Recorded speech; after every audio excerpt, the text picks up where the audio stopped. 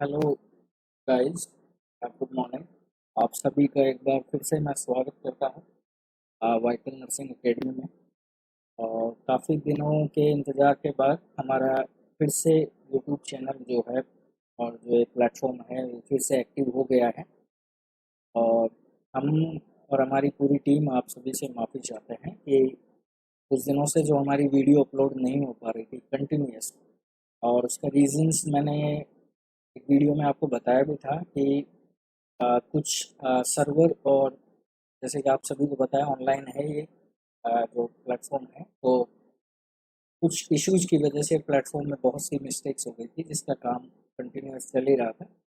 Repairing almost हो चुकी है और इस वजह से अब आपकी जो यहाँ पे क्लासेज हैं, जैसा कि आपने देख ही लिया होगा थंबनेल में, तो उसके बेसिस पे हम यहाँ कोशिश करेंगे कि आपको रेगुलर अब टाइमिंग पे आपकी क्लासेस जो एमसीक्यू बेस पे है वो आपको अवेलेबल हो। और इंफॉर्मेशंस की बात करें तो देखिए, फ़िलहाल मैं एम्स नॉर्थ पीएसएसबी, पीएसआईसी, यूपीयूएमएस जो सैफे इटावा है, और राममनोहर लोहिया जो लखनऊ से है, और इसके साथ साथ एमपीसीएचओ का भी एग्ज़ाम शायद अभी इसी मार्च में।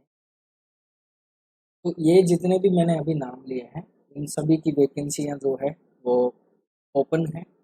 फॉर्म जो है वो फिलअप हो रहे हैं और वैकेंसी अभी काफ़ी संख्या में है। तो उम्मीद यही है कि आप सभी जो भी एस्पायरेंट्स हैं अपनी तैयारी पे पूरा फोकस रख रहे होंगे, और आपकी उसी प्रैक्टिस को और बेहतर करने के लिए जो हमने हैं वो स्पेशल क्लासेस जो है वो नॉर्थ से डीएसएसबी, पीएसआईसी और यूपी यूएमएस और यूपी की जितनी भी जो वैकेंसियाँ हैं, जैसे सैफई मैंने आपको बताया है, आरएमएल है, तो ये जो वैकेंसियाँ हैं इनके लिए वो बहुत हेल्पफुल रहने वाली है ये वीडियो। ठीक है, कोशिश हमारी यही रहेगी कि रेगुलर टाइम पे, जबकि मैं आपको श्योर करता हूँ कि अब आगे आने वाले जितना भी समय है आपका, खासकर स्पेशली बात करें हम नॉर्थ साइड की जो 14 अप्रैल को एग्ज़ाम, तो उस लेवल तक तो हम कोशिश करेंगे कि आपके वीडियो जो है वो कंटिन्यूस आपके यहाँ पर बने रहें।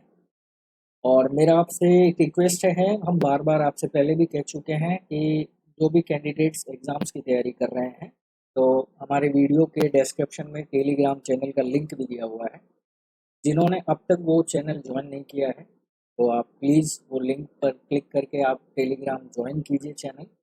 और टेलीग्राम जिस चैनल पे आप ज्वाइन होने वाले हैं, वाइटल नर्सिंग एकेडमी, उसके मेन होम पेज पे जब आप जाएंगे तो डिस्कस का एक टैब दिखेगा। डिस्कस पे आप जैसे ही क्लिक करेंगे तो हमारे जो क्विज सेशंस का ग्रुप है वहाँ आप पहुँच जाएंगे।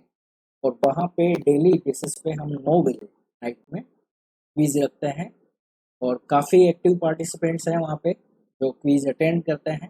और क्विज जो है वो आपकी प्रैक्टिस एंड आपका इवैल्यूएशंस जो है वो आपके सामने रखता है कि आप कहाँ पे अभी लेवल स्टैंड कर रहे हैं, कितना आपका अभी स्टेटस है, क्या आपकी स्टडी है, और क्या आपको अब आगे रिपेयर करने की ज़रूरत है अपने स्किल्स को, जो आगे आने वाले जो भी एग्ज़ाम्स हैं उसमें आपके लिए बहुत हेल्पफुल रहने वाला है। ठीक है? तो ये तो हो गई इन्फॉर्मेशंस की बात, और क्लासेस के लिए मैंने आपसे पहले ही सॉरी बोल दिया है, और हम उम्मीद करेंगे कि अब आपको मौका ना दिया जाए। और रही बात वैकेंसी अपडेट की, तो मैं टेलीग्राम चैनल पे कंटिन्यूअस टच में ही था और वैकेंसी अपडेट होती रहती थी। और जहाँ तक कि अब बात करें यूट्यूब जो हमारा चैनल है, उस पे भी हम कोशिश करते रहेंगे आपको कम्युनिटी सेक्शंस के द्वारा अपडेट करते रहने की, आप जुड़े रहें। और वीडियो अगर आपको अच्छी लगे तो लाइक और सब्सक्राइब अगर आपने नहीं किया है अभी तक चैनल को, जहाँ तक मुझे पता है बहुत से लोगों ने अभी तक नहीं किया है, वीडियो ज़रूर सब वॉच करते हैं, तो प्लीज़ आप सब्सक्राइब ज़रूर करें। क्लास अपन स्टार्ट करते हैं आज के पहले क्वेश्चंस के साथ। मैं उम्मीद करता हूँ कि ये सेशंस आपके लिए बहुत ही ज़्यादा हेल्पफुल रहेगा। और वीडियो के एंड में मैं एक क्वेश्चंस हम स्टार्ट कर रहे हैं, एक क्वेश्चंस आपके लिए रखेंगे जिसका आंसर्स आपको कमेंट सेक्शन में देना होगा। नेक्स्ट वीडियो में फिर अपन उसका सॉल्यूशन करेंगे। ठीक है, तो आज की क्लास अपन स्टार्ट करते हैं। ये रहा आपका पहला क्वेश्चन। सो फर्स्ट क्वेश्चन आपका ये रहा। फर्स्ट क्वेश्चन देखिए क्या है। A client is being discharge on warfarin, जिसको पिमेडिन बोलते हैं, ओरल एंटीकोगुलेंट है, ठीक है। Nurse instruct him about using this drug. एक क्लाइंट है जो डिस्चार्ज हो रहा है किसके साथ, वारफेरिन के साथ में, जो कि एक प्रकार का ओरल एंटीकोगुलेंट है। नर्स उस पेशेंट्स को इंस्ट्रक्ट कर रही है उस ड्रग के यूज के लिए। क्या इंस्ट्रक्ट कर रही है यहाँ पे, नेक्स्ट पार्ट आपका है कि which following response by the client. Client का जब नर्स ने उसको इंस्ट्रक्ट किया उसके बाद क्लाइंट का जो रेस्पॉन्स आ रहा है उस रेस्पॉन्स में से आपको इंडिकेट करना है क्या कि कौन से रेस्पॉन्स पे आपको नीड फॉर फर्दर टीचिंग की रिक्वायरमेंट है। यानी क्लाइंट के द्वारा कुछ ऐसा रेस्पॉन्स दिया गया है जहाँ पे आप सस्पेंस में हैं और आपको उस क्लाइंट का वो जो रेस्पॉन्स आया है उसको आपको क्लियर करना है। ये आपसे कुछ पूछा गया है जहाँ उसको फर्दर टीचिंग की रिक्वायरमेंट है। फर्स्ट ऑप्शन है I should shave with my electric razor while on tomato. पहला ऑप्शन ये कह रहा है कि मैं इलेक्ट्रिकल रेजर से सेव करूंगा जब तक मैं टोमेडिन यानी वार्फरिन यूज कर रहा हूँ। तो ये परफेक्ट है, ये जो रेस्पॉन्स है ये क्लाइंट के द्वारा परफेक्ट है। क्यों? क्योंकि यहाँ से प्रिवेंट आप किसको कर सकते हैं, ब्लीडिंग को, प्रिवेंशन फॉर ब्लीडिंग, ठीक है। क्योंकि वॉर्फरिन जो है वो एक प्रकार का पहले ही बता दिया है एंटीकोगुलेंट है। अब एंटीकोगुलेंट का मतलब जो कोगुलेशन को ना होने दे, तो ब्लीडिंग के चांसेस यहाँ पे क्या रहेंगे, बढ़ने वाले हैं। ब्लीडिंग के चांसेस यहाँ पे क्या रहेंगे, बढ़ने वाले हैं। अब ब्लीडिंग के चांसेस बढ़ेंगे तो आपको उन्हीं चीज़ों को अवॉइड करना है या उन्हीं चीज़ों के बारे में इसको कहना है कि ये उन चीज़ों को ना करे जिससे उसकी सुरक्षा हो, किससे, ब्लीडिंग से, ठीक है। तो फर्स्ट ऑप्शन तो बिल्कुल सही है कि भाई ये इसको इलेक्ट्रिक रेजर यूज करना चाहिए ना कि ब्लेड वाली यूजर, क्योंकि ब्लेड वाली यूजर से कट लगने के चांसेस है और ब्लीडिंग हो सकती है। सेकेंड क्वेश्चन देखिए, I will inform my dentist that I am on anticoagulant therapy before receiving dental work. ये भी बिल्कुल सही है कि भाई डेंटिस्ट को मैं इन्फॉर्म करूंगा कि मैं एंटीकोगुलेंट थेरेपी पे हूँ जब भी वो मेरा डेंटल वर्क करता है तो मैं डेंटिस्ट को पहले ही इन्फॉर्म करूँगा। तो ये भी बहुत अच्छी चीज़ है कि भाई डेंटिस्ट को इन्फॉर्म कर रहा है, उसके किसी भी डेंटल वर्क करने से पहले डेंटिस्ट को पता होना चाहिए कि क्लाइंट को एंटीकोगुलेंट थेरेपी चल रहा है। थर्ड ऑप्शन देखिए इसका क्या है, I will continue with my usual doses of aspirin. मैं मेरी यूजुअल डोजेज जो एस्प्रिन की है उसको कंटिन्यू करूँगा for my arthritis before return home, जो कि मैं ले रहा हूँ किसके लिए, अर्थराइटिस के लिए और रिटर्न होम के लिए, ठीक है। तो ये ऑप्शंस देख लेते हैं अपन, थोड़ा सा सस्पेंशन लग रहा है मुझे। और लास्ट ऑप्शन देखिए क्या है, I will wear ID bracelet starting that I am on anticoagulant. कि ये पेशेंट जो है वो एंटीकोगुलेंट ले रहा है इसलिए ये आईडी ब्रेसलेट को यूज कर रहा है, यानी क्लाइंट जो है वो एक ब्रेसलेट यूज कर रहा है कि भाई वो एंटीकोगुलेंट पे है। तो ये बहुत अच्छी चीज़ है, क्यों? क्योंकि इमरजेंसी सिचुएशंस में ये बहुत हेल्प लेने वाली। इमरजेंसी सिचुएशंस में जो ब्रेसलेट्स होते हैं आइडेंटिफिकेशंस के लिए क्लाइंट के लिए कि भाई ये क्लाइंट जो है वो हिपेरिन पे है या ये क्लाइंट जो है वॉरफरिन पे है, तो इमरजेंसी सिचुएशंस में ये ब्रेसलेट आइडेंटिफाई करने के लिए बहुत ही ज़्यादा हेल्पफुल रहते हैं। तो ये बहुत ठीक है।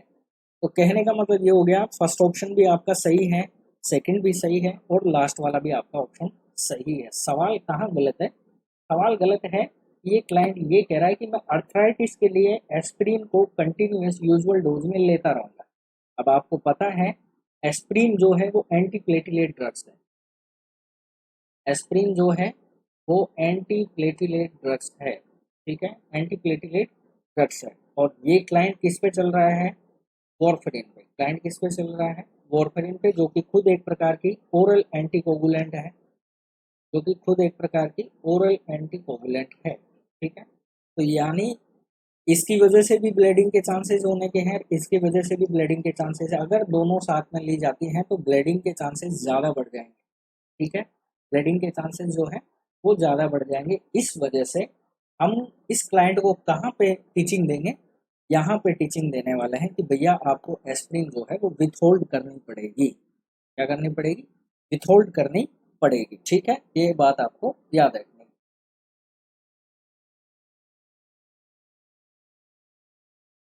ठीक है।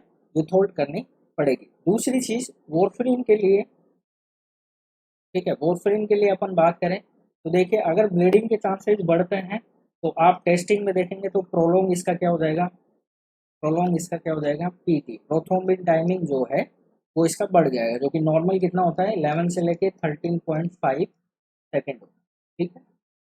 सेकेंड चीज बात करें इंटरनेशनल नॉर्मलाइजेशन थ्रेशोल्ड INR, जो कि अपन वॉरफेरिन के लिए करते हैं भी है, इसकी बात करें तो ये भी 0.18 से लेके 1.1 से लेके क्या हो जाएगा, ज़्यादा हो जाएगा, ठीक है।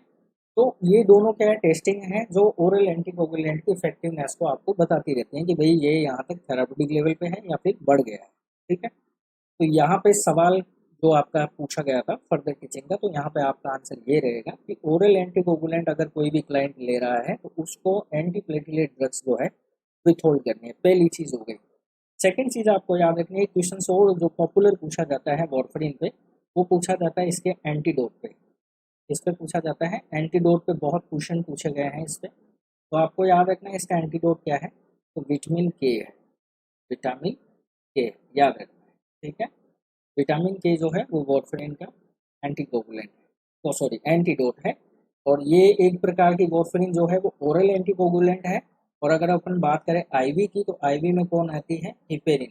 कौन आता है आईवी में, हिपेरिन, याद रखना है, ठीक है।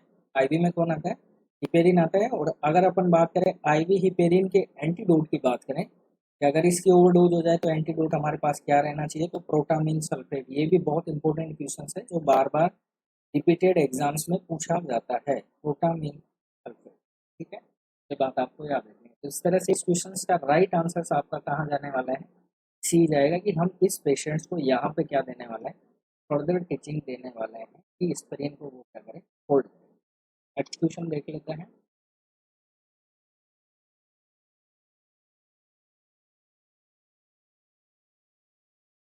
नेक्स्ट क्वेश्चन देखिए क्या है।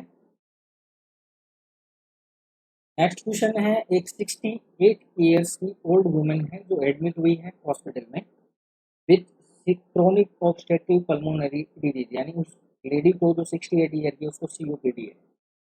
शी स्टार्टेड ऑन अमाइनोफेलिन इन्फ्यूजन, ठीक है। COPD का क्लाइंट है, 68 ईयर्स ओल्ड लेडी है जिसको अमाइनोफाइलिन जो है वो इन्फ्यूजन में स्टार्ट है। 3 days लेटर यानी 3 दिन बाद होता क्या है, सी इज ब्रीथिंग ईजियर, और उसकी सांसें लेना जो है वो ईजी हो जाती है।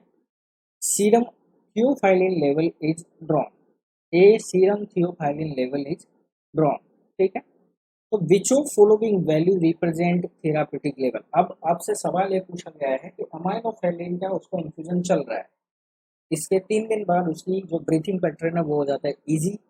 अब सवाल ये है कि सीरम थियोफाइलिन का लेवल उसका इन्वेस्टिगेट हुआ, तो आपसे ये पूछा गया है कि नीचे जो दिए गए वैल्यूज हैं उनमें से थेराप्यूटिक जो रेंज होनी चाहिए थियोफाइलिन की वो कौन सी इंडिकेट करती है, ये आपसे क्वेश्चन पूछा गया है। तो देखिए सवाल सिंपल सा है, यहाँ दिमाग लगाने की जरूरत नहीं है। आपको पता होना चाहिए सीरम थियोफाइलिन का सीरम लेवल कितना होता है या ब्लड में लेवल कितना होता है नॉर्मली, ये पता है तो आपका ये आंसर क्लियर हो जाएगा। और इस तरह से मैं आपको बताऊं इमरजेंसी की जितनी भी ड्रग्स हैं उनके थेराप्यूटिक लेवल आपके याद होने चाहिए, ठीक है। और इससे रिलेटेड मैं नोट टेलीग्राम चैनल पे पेज पे डाल भी दूंगा जिसमें सारी जितनी भी इमरजेंसी ड्रग्स हैं उनके थेराप्यूटिक रेंज आपको याद रहे, क्योंकि इस तरह के क्वेश्चंस बहुत ज़्यादा पूछे जाता है। तो यहाँ पे देखिए सीरम थियोफाइलिन लेवल की मैं बात करूँ, ठीक है, तो ये होता है 10 से लेके 20 माइक्रोग्राम पर ml, ठीक है। 10 से लेके 20 माइक्रोग्राम पर ml जो रेंज होती है थियोफाइलिन की होती है सीरम में। अब सवाल आपसे ये है कि आप देख लीजिए, तो देखिए यहाँ पे फर्स्ट ऑप्शन जो है 14 माइक्रोग्राम पर ml, बिल्कुल ये आपके थेराप्यूटिक लेवल में ही आ रहा है, ठीक है। 20 की बात, 5 की बात करें तो ये तो इंक्रीज हो रहा है, ठीक है। 4 की बात करें तो ये तो बहुत ही ज़्यादा डिक्रीज हो गया है। और 30 की बात करें तो ये भी आपका इंक्रीज हो रहा है। कहने का मतलब ऑप्शन बी और डी जो है ये किसको बता रहे हैं, इंक्रीज लेवल को बता रहे हैं। किसको बता रहे हैं, इंक्रीज लेवल को बता रहे हैं, जबकि क्वेश्चन में आपके इतना कुछ नहीं पूछा है। और इंक्रीज लेवल किसको बताएगा, टॉक्सिसिटी को इंडिकेट करता है। किसको इंडिकेट करता है, टॉक्सिसिटी को इंडिकेट करता है, जबकि क्वेश्चन में आपसे ऐसा कुछ भी नहीं पूछा गया है। क्वेश्चन में बल्कि ये पूछा गया है कि सीओपीडी की लेडी को अमाइनोफाइलिन इन्फ्यूज दिया जा रहा था, जिसके 3 दिन बाद उसकी ब्रीथिंग का पैटर्न हो गया है इजी। अब आपने therapeutic serum theophylline level investigate करने के लिए ब्लड सैंपल लिया है और आपने इन्वेस्टिगेट किया है, तो आपसे क्वेश्चन भी यही पूछ रहा है कि थेराप्यूटिक लेवल जो रिप्रेजेंट कर रहा है वो वैल्यू आप बताइए। तो कौन सा आंसर रहने वाला है? 14 माइक्रोग्राम पर एमएल जो है वो इसका थेराप्यूटिक लेवल रहेगा। क्यों? क्योंकि ये किसके अंदर में आ रहा है? 10 to 20 माइक्रोग्राम पर एमएल के अंदर में आ रहा है। ये बात आपको याद रखनी, ठीक है। क्वेश्चंस देखिए बड़े हो सकते हैं, लेकिन सवाल उसका आंसर आप पढ़ते हुए समझते हुए चलेंगे तो आंसर आपके इजीली निकल जाएगा। सवाल बस यही होता है कि कुछ जैसे नोटसेट एग्जाम्स की मैं बात करूं तो इसमें क्वेश्चन ही इतना बड़ा रखा जाता है स्टूडेंट के सामने कि वो ऊपर से पढ़ना स्टार्ट करेगा तो नीचे तक भूल जाता है कि क्वेश्चन में पूछा क्या है, ठीक है। तो एक ही रीडिंग में आप प्रैक्टिस करेंगे तो फिर आपकी ये चीज़ जो है वो ईजी हो जाएगी, ठीक है। नेक्स्ट क्वेश्चन देखते हैं। तो इस क्वेश्चन का राइट आंसर आपका क्या रहने वाला है? ए रहेगा। नेक्स्ट क्वेश्चन देखिए।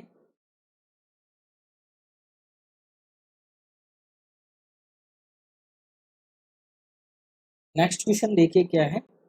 ए client is being discharged with albuterol, ठीक है, यानी प्रोवेंटिल एंड बैक्लोमेथासोन डाइप्रोपिनेट, ठीक है, जो कि एक प्रकार का स्टेरॉइड है, to be administered via inhalation 3 times a day at bedtime. कहने का मतलब ये हो गया, एक प्रकार से इसको दिया जा रहा है ब्रोंकोडायलेटर एल्ब्यूटेरॉल और बैक्लोमेथासोन डाइप्रोपिनेट यानी स्टेरॉइड भी दिया जा रहा है। एडमिनिस्टर हो रहा है इसको इनहेलेशन के द्वारा, दोनों 3 times एट बेड टाइम, ठीक है, 3 टाइम दे रहे हैं आप एट बेड टाइम में। Client teaching regarding sequential order. अब क्लाइंट को आपको टीच करना है sequential order in which drug should be administer include. कहने का मतलब आपसे सवाल ये इम्पोर्टेंट पूछा गया है और इस तरह के क्वेश्चंस बहुत बार पूछे जाते हैं। इसमें सवाल ये है कि देखिए एक तरफ आपके पास है ब्रोंकोडायलेटर, एक तरफ आपके पास है ब्रोंकोडायलेटर जिसको एल्ब्यूटेरॉल दिया गया है नाम, और दूसरी तरफ आपके पास है स्टेरॉइड, दूसरी तरफ है आपके पास स्टेरॉइड, ग्लूकोस्टेरॉइड, ठीक है, या फिर ग्लूकोकॉर्टिकोइड जो कि ऑप्शन में दिया हुआ भी है, ठीक है। दोनों आप इसको डिस्चार्ज होते समय दिए जा रहे हैं। अब क्लाइंट इसको इंस्ट्रक्शन क्या दे रहा है कि आपको सीक्वेंशियली ऑर्डर आपको मेंटेन करते हुए चलना है दोनों ड्रग्स का। सवाल आप देखिए क्या है कि आप किस चीज़ को पहले यूज़ करेंगे, किसको बाद में यूज़ करेंगे, सवाल इतना सा है सिर्फ। तो देखिए अभी सवाल क्या है, ग्लूकोकोर्टिकोइड फॉलोड बाय ब्रोंकोडायलेटर, यानी सबसे पहले आप ग्लूकोकोर्टिकोइड यूज़ करें, देन उसके बाद आप ब्रोंकोडायलेटर यूज़ करें, ठीक है। ब्रोंकोडायलेटर फॉलोड बाय ग्लूकोकोर्टिकोइड, पहले आप ब्रोंकोडायलेटर यूज़ करें, देन उसके बाद आप ग्लूकोकोर्टिकोइड यूज़ करें। अल्टरनेट सक्सेसिव एडमिनिस्ट्रेशन, आप अल्टरनेट दोनों में से जो भी है वो एडमिनिस्टर कर सकते हैं, कोई इश्यू नहीं है। और according to the client preference, last option आपको ये कह रहा है कि क्लाइंट की जो प्रेफरेंस है उसके हिसाब से आप जो है वो मेडिसिन को इंसर्ट कीजिए या फिर एडमिट कीजिए, ठीक है। तो देखिए सबसे अपन सॉल्यूशन करते हुए चलते हैं। देखिए सिंपल सी बात ये है, यहाँ पे देखिए इसको ब्रोंकोडायलेटर भी दिया जा रहा है और ग्लूकोकोर्टिकोइड भी दिया जा रहा है, ठीक है। ब्रोंकोडायलेटर अपन क्यों देते हैं? जब एयरवे क्या हो, कॉन्स्ट्रिक्शन। देखिए सिंपल सी बात है, ब्रोंकोडायलेटर हम क्यों देंगे? ताकि डायलेट हो सके एल्वोलाई। तो एयरवे कॉन्स्ट्रिक्शन होगा तब हम ब्रोंकोडायलेटर देते हैं, ठीक है। अब आप सिंपल सा थॉट यूज कीजिए कि जब एयरवे ही कॉन्स्ट्रिक्शन होंगे तो ग्लूकोकोर्टिकोइड आप दे दो, क्या फर्क पड़ रहा है? सोचिए भाई, जैसे मैं आपको एक एग्जांपल देता हूँ, जैसे मान के चलिए ये कोई नली है, ठीक है। अब ये यहाँ से आगे से जाके सिकुड़ गई है, आगे से जाके सिकुड़ गई है, फिर फैल रही है, फिर सिकुड़ गई है, फिर फैल रही है। अब यहाँ से भले आप मोटर से पानी क्यों ना फेंको, आगे तक जाएगा वो? नहीं जाएगा। सबसे पहले हमें क्या करना पड़ेगा, इस नली को पूरा खोलना पड़ेगा और फिर हमें पानी का फ्लो देंगे। तो जितना फ्लो हम यहाँ से देंगे इतना ही फ्लो यहाँ से बाहर की तरफ क्या है, निकलेगा। क्लियर है? ऐसा ही सीन यहाँ हो रहा है। ब्रोंको डायलेटर आप दे रहे हैं, क्यों दे रहे हैं? ताकि एयरवे को आप क्या कर सके, डायलेट कर सके, एयरवे को ओपन कर सके। ठीक है, तो एयरवे कॉन्स्ट्रिक्शंस के लिए हमने दिया ब्रोंको डायलेटर। तो डायलेट देते ही हम क्या करेंगे, जैसे आप ब्रोंको डायलेटर देंगे एयरवे क्या हो जाएंगे, ओपन हो जाएंगे। एयरवे ओपन होने के बाद फिर अब आप क्या अप्लाई कर सकते हो, ग्लूकोकॉर्टिकोइड या स्टेरॉइड जो है, ग्लूकोकॉर्टिकोइड जो है वो आप अप्लाई कर सकते हैं। ठीक है, तो ये तो क्या है, सीक्वेंस एक परफेक्ट सीक्वेंस पे जा रही है कि सबसे पहले हमें एयरवे ओपन पे फोकस करना है जो कि मेन भी है, और ब्रोंको डायलेटर इसको चल रहा है, इसका मतलब है कि क्लाइंट ब्रोंको सॉरी एयरवे इसका कॉन्स्ट्रिक्ट है। ठीक है, इसलिए सबसे पहले हम क्या देंगे, ब्रोंको डायलेटर देंगे, और उसके बाद हम क्या देंगे, ग्लूकोकॉर्टिकोइड देंगे। ना कि हम सबसे पहले ग्लूकोकॉर्टिकोइड देंगे फिर बैक आपका ब्रोंको डायलेटर। ये तो ऑप्शन यहाँ पे बिल्कुल ही गलत हो गया, और बाकी ये दोनों ऑप्शन जो हैं ये तो बिल्कुल गलत है, क्योंकि क्लाइंट की प्रेफरेंस के हिसाब से नहीं देना है, सिर्फ क्लाइंट की स्टेटस के अकॉर्डिंग देना है कि उसको कंडीशंस उसकी कैसी है। ठीक है, तो आप हमेशा याद रखना है, रेशनल लिफ्ट का बिल्कुल सिंपल है कि क्लाइंट को डायलेटर चल रहा है, वो डायलेटर इसलिए चल रहा है क्योंकि उसका एयरवे कॉन्स्ट्रिक्ट है। अब एयरवे को कॉन्स्ट्रिक्शन है तो ग्लूकोकॉर्टिकोइड भले ही दो आप, क्या उसका इंपोर्टेंस रहेगा नहीं। तो इससे पहले सबसे पहले हमें एयरवे को ओपन करना है, एयरवे ओपन होने के बाद फिर हम ग्लूकोकॉर्टिकोइड देंगे, तो फिर वो बहुत ही ज़्यादा हेल्पफुल रहने वाला है लंग्स के लिए। ठीक है, तो इसलिए सबसे पहले हम किस का इस्तेमाल करेंगे, ब्रोंको डायलेटर यानी एल्ब्यूटेरोल का। देन उसके बाद हम डिक्लोमेथासोन डाइप्रोपिनेट यानी ग्लूकोकॉर्टिकोइड को यूज़ करने वाले हैं, और इसी सीक्वेंस को हम फॉलो करेंगे। तो ये हम इंस्ट्रक्शन किसको देंगे, क्लाइंट को देंगे जब वो डिस्चार्ज होने वाला है। ठीक है, ठीक है, नेक्स्ट क्वेश्चन देखते हैं।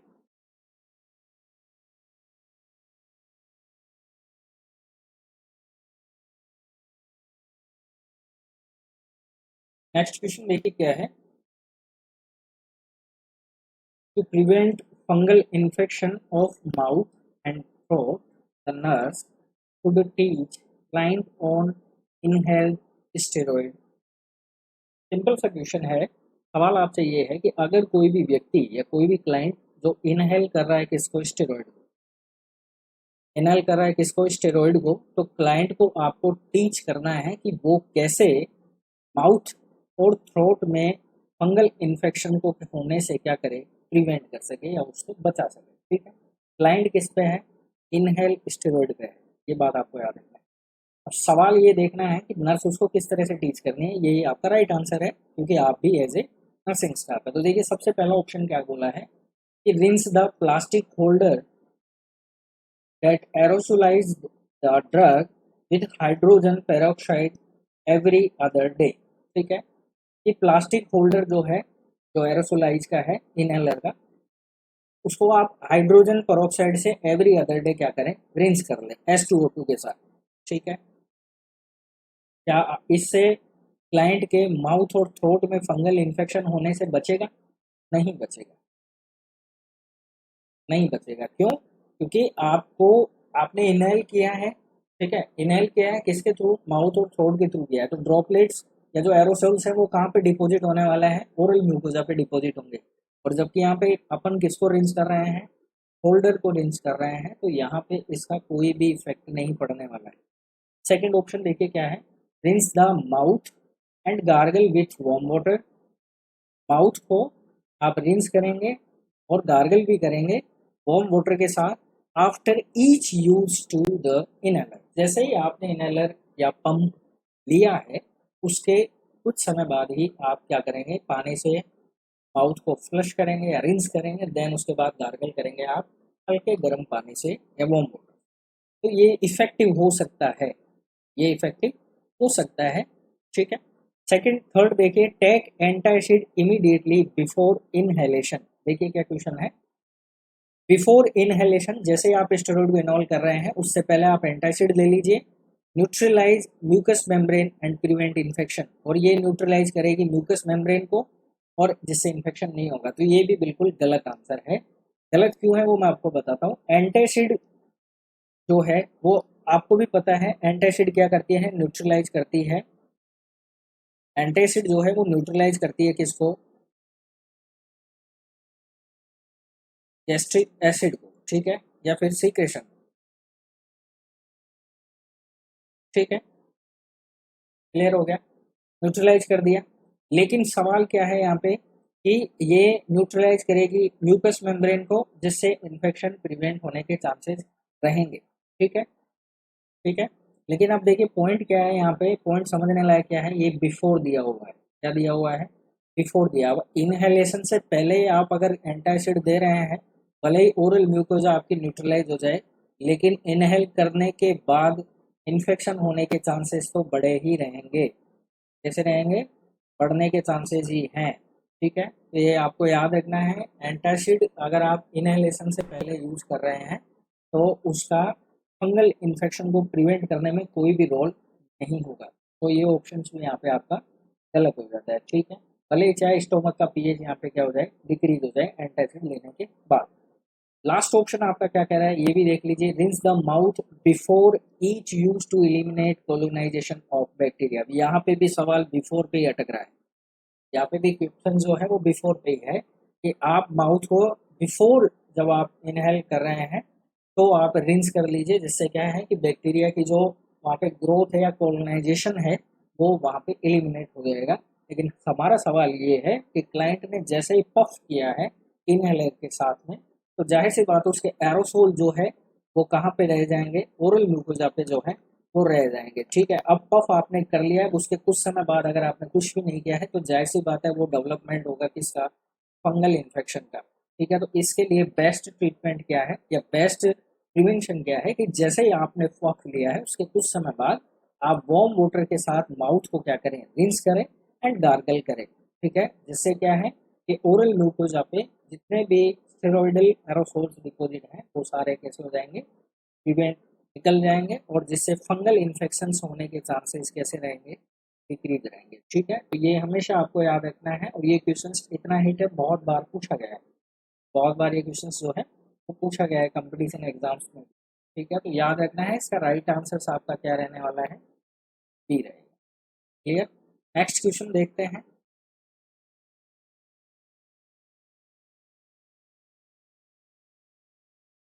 नेक्स्ट क्वेश्चन देखिए क्या है। नेक्स्ट क्वेश्चन है which of following would indicate the need for further teaching for the client with COPD। chronic obstructive pulmonary disease की एक क्लाइंट है जिसको नीड है फर्दर टीचिंग की, और उसने कुछ ऐसा बोला है जिससे एज ए नर्स आपको उसकी जो उस रेस्पॉन्स को जो है वो चेंज करना है। The client verbalise the need to. Client जो है वो वर्बलाइज कर रहा है कि उसको क्या आवश्यकता है, जैसे कि उसने बोला है कि ईट हाई कैलोरी और हाई प्रोटीन फूड्स। ठीक है, तो ये तो बिल्कुल सही बात है, क्योंकि कैलोरी की उसको रिक्वायरमेंट है। क्योंकि कैलोरी की रिक्वायरमेंट क्यों है यहाँ पे, कैलोरी की रिक्वायरमेंट इसलिए है क्योंकि सीओपीडी का जो व्यक्ति है वो वीक होता है। ठीक है, तो यहाँ पे कैलोरी अगर उसको मिलती रहेगी, एनर्जी अगर उसको मिलती रहेगी, तो ब्रीथिंग एक्सरसाइज में उसको हेल्प होने वाली है। ठीक है, ब्रीथिंग एक्सरसाइज में उसको हेल्प होने वाली है। ठीक है, और वो ब्रीथिंग भी इजीली ले पाएगा। प्रोटीन जो है ये बहुत ज़रूरी है। प्रोटीन जो है वो मसल्स के लिए जो है वो बहुत ही ज़्यादा ज़रूरी है। तो ये तो पॉइंट बिल्कुल सही है, यहाँ पे रिक्वायरमेंट नहीं है भैया देने की। टेक विटामिन सप्लीमेंटेशन, तो ये भी सही है, विटामिन ए और विटामिन सी। ठीक है, तो ये भी दोनों बहुत ही आवश्यक होते हैं, जो कि एक प्रकार के एंटीऑक्सीडेंट में भी होता है। ये वुंड हीलिंग के लिए भी बहुत इंपॉर्टेंट है और ये देने भी चाहिए। ठीक है, तो विटामिन सप्लीमेंट भी यहाँ पे बिल्कुल करेक्ट ऑप्शन है कि यहाँ पे भी आपको फर्दर टीचिंग की रिक्वायरमेंट नहीं है। फिर बोल रहा है elimination intake of milk and milk product. ठीक है, अब यहाँ पे क्लाइंट ये कह रहा है कि मुझे मिल्क और मिल्क से रिलेटेड प्रोडक्ट्स को क्या करना है, एलिमिनेट करना है। ठीक है, तो उसके मन में क्या सवाल है कि भाई उसको दूध और दूध से बने हुए प्रोडक्ट एलिमिनेट करने हैं। तो देखिए इसमें आपको याद रखना है, यहाँ जो ये जो ऑप्शन दिया गया है क्लाइंट के द्वारा, इस ऑप्शंस पे हमें यहाँ पे उसके रेस्पॉन्स को क्या करना पड़ेगा, फर्दर उसको टीच देना पड़ेगा। क्या देना पड़ेगा कि मिल्क जो है, ठीक है, मिल्क, अब उस मिल्क जो है, ठीक है, तो मिल्क क्या करता है कि बैक ऑफ थॉट जो है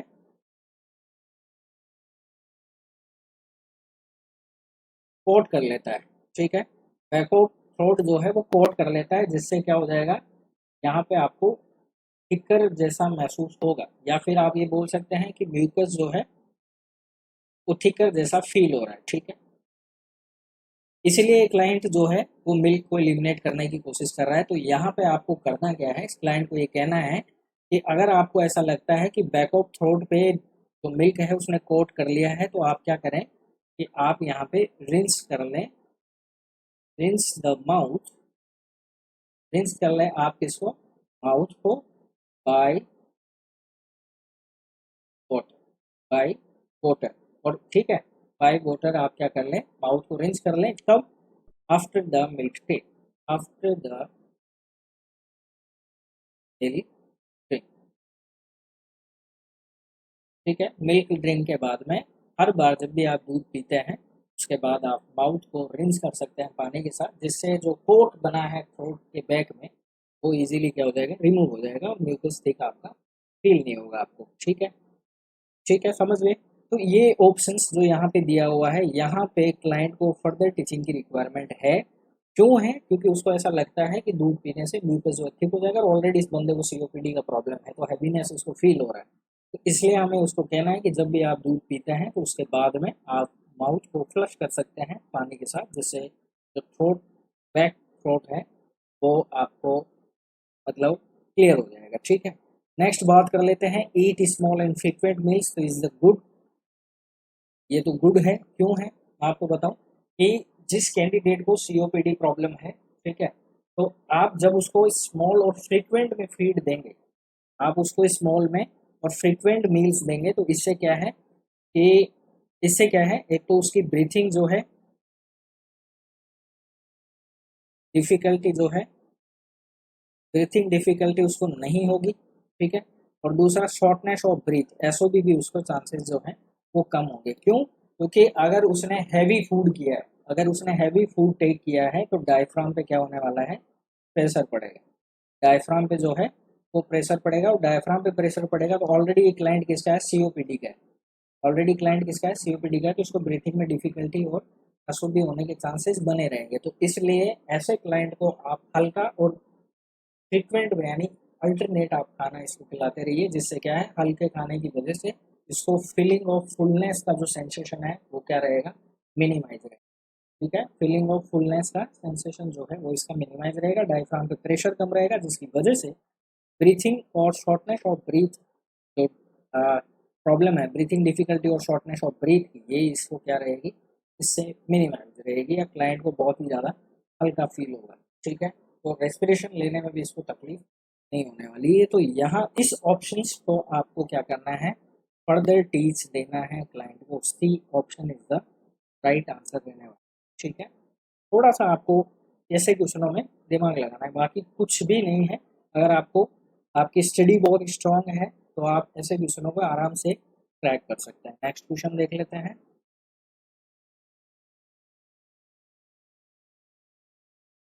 नेक्स्ट क्वेश्चन देखिए क्या है, देखिए अभी नेक्स्ट क्वेश्चन फिर से थियोफाइलिन पे आया है। A dose of theophylline may need to be altered, एक डोज है थियोफाइलिन का, may need to be altered, altered वो हो सकती है, कब हो सकती है, if a client with COPD, अगर क्लाइंट किसका है आपके पास, क्रोनिक ऑब्स्ट्रक्टिव पल्मोनरी डिजीज का है, और उस क्लाइंट को थियोफाइलिन चल रहा है, लेकिन उस क्लाइंट को इनमें से जो नीचे ऑप्शन दिए गए हैं इनमें से भी कुछ ऐसी चीज चल रही है जो थियोफाइलिन के डोज को क्या कर रही है, अल्टर्ड कर रही है, वो आपको पहचाननी है। तो पहला ऑप्शन है allergic to morphine, has history of arthritis, operates machinery, operates machinery, okay, and concurrently cimetidine for ulcer, ठीक है।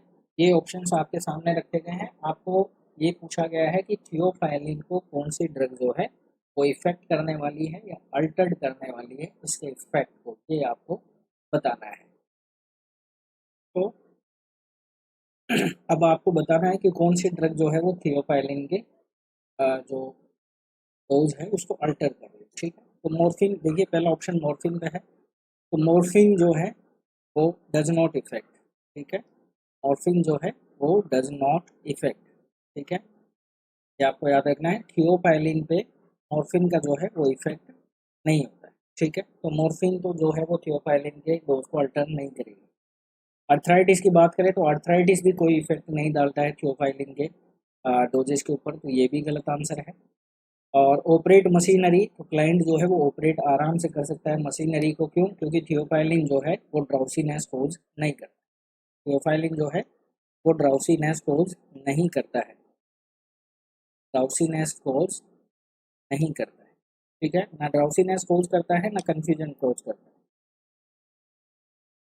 ठीक है, तो ड्राउसीनेस और कंफ्यूजन जो है वो थियोफाइलिन नहीं कोज करता है, इसलिए ऑपरेट मशीनरी भी कैंडिडेट जो है जो थियोफाइलिन ले रहा है वो कर सकता है।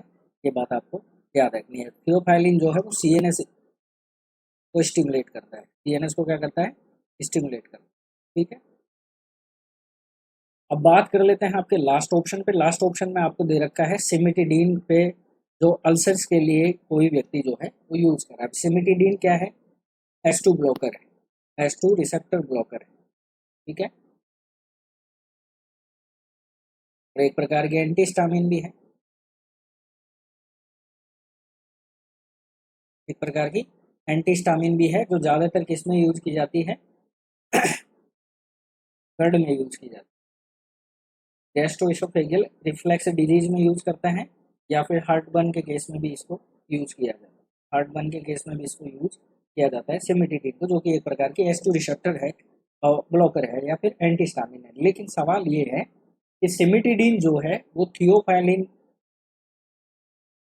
जो कि ड्रग हमारे क्लाइंट को चल रहा है इस समय, तो थियोफाइलिन के इफेक्ट को जो है वो क्या करती है? डिक्रीज करती है। सिमिटिडिन जो है वो थियोफाइलिन के इफेक्ट को डिक्रीज करती है, इसके साथ साथ ब्लड में थियोफाइलिन के जो लेवल है इसको क्या करेगी? बढ़ा देगी। अब इसको बढ़ाएगी तो जाहिर सी बात है थियोफाइलिन जो है वो किस में चला जाएगा? टॉक्सिसिटी लेवल में चला जाएगा। अगर ब्लड में थियोफाइलिन का लेवल बढ़ता रहा तो जाहिर सी बात है वो अपने थेराप्यूटिक लेवल को क्रॉस करके टॉक्सिक लेवल में चला जाएगा, जो कि डेंजरस हो सकता है। ठीक है, तो यहाँ आपको ये बात याद रखनी है कि जो भी कैंडिडेट जिसको सिमिटिडीन चल रहा है अल्सर के लिए, तो जाहिर सी बात है थियोपाइलिन को वहाँ पे वो क्या करने वाला है? अल्टर करने वाला है। तो इन दोनों डोज में आपको जो है वो इंस्ट्रक्शन उस क्लाइंट को देना है। ठीक है, इस क्लाइंट को देना है जिसको थियोपाइलिन भी चल रहा है और अल्सर्स के प्रिवेंट करने के लिए उसको सिमिटिडीन भी चालू है। ठीक है, तो सिमिटिडीन जो है वो थियोपाइलिन के इफेक्ट को कम करके उसके ब्लड के लेवल को बढ़ा देगी। ठीक है, जो कि टॉक्सिसिटी के लेवल की तरफ उसको लेके जा रही है। तो इसलिए हमारा इस क्वेश्चन का जो राइट आंसर रहेगा वो ये रहेगा कि यहाँ पे हम क्लाइंट को क्या करने वाले हैं? अल्टर करने वाले हैं या फिर टीच करने वाले हैं। ठीक है, क्योंकि सिमिटिडीन जो है वो थियोपाइलिन के डोज को क्या करेगी? अल्टर करने वाले। नेक्स्ट क्वेश्चन देखते हैं।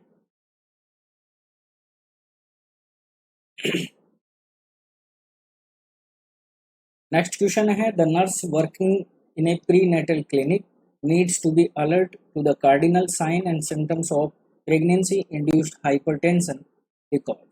ठीक है, नर्स जो है वो वर्किंग है प्री नेटल क्लिनिक में, और यहाँ पे उसको अलर्ट होने की आवश्यकता है। क्यों? क्योंकि प्रेगनेंसी इंड्यूस्ड हाइपरटेंशन से रिलेटेड जो साइन सिम्टम्स हैं उनको लेके। क्यों?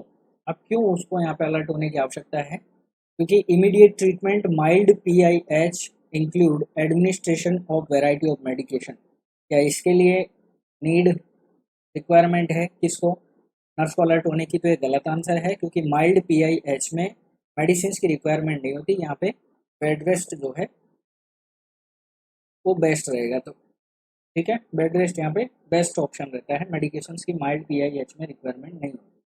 ठीक है, psychological counselling is indicate to reduce the emotional stress causing blood pressure elevation. तो आपको याद रखना है प्रेगनेंसी इंड्यूस्ड हाइपरटेंशन में इमोशनल जो स्ट्रेस होती है वो ब्लड प्रेशर को एलिवेट नहीं करती है, या फिर प्रेगनेंसी इंड्यूस्ड हाइपरटेंशन जो है वो इमोशनल स्ट्रेस की वजह से जो BP है यहाँ पे एलिवेट नहीं होता है, यानी इनका कोई भी को रिलेशन यहाँ पे नहीं है। फिर बात कर लेते हैं थर्ड ऑप्शन की, self discipline is required to control calorie intake throughout the pregnancy. अब यहाँ पे ये क्या कह रहे हैं कि क्लाइंट को आप ये कहिए कि सेल्फ डिसिप्लिन रहे ताकि वो कैलोरी इनटेक पे कंट्रोल रखे। तो ये भी आपको याद रखना है, इसका भी प्रेगनेंसी इंड्यूस्ड हाइपरटेंशन पे कोई भी कोरिलेशन नहीं है। कैलोरी इनटेक के ज़्यादा लेने से भी प्रेगनेंसी के दौरान BP का एलिवेशन नहीं होता है। ठीक है, तो ये ऑप्शंस भी यहाँ पे आपका को रिलेट नहीं करता है PIH से। अब यहाँ पे रिलेट क्या कर रहा है कि क्लाइंट में note be recognise the early symptoms of PIH, ठीक है। क्योंकि जिस भी कैंडिडेट को प्रेगनेंसी इंड्यूस्ड हाइपरटेंशन हुआ है तो वो उसके अर्ली सिम्टम्स को नहीं जानती है, और नहीं जानती है इसीलिए नर्स को यहाँ पे अलर्ट होने की आवश्यकता है, क्योंकि उसको इस क्लाइंट को इसके सिम्टम्स के बारे में बताना है, ठीक है, इसके सिम्टम्स के बारे में बताना है, जैसे इडीमा, जैसे इडीमा या फिर इंक्रीज बीपी, ठीक है, इडीमा हो गया, इंक्रीज बीपी हो गया, ठीक है, प्रोटीन यूरिया हो गया, ठीक है।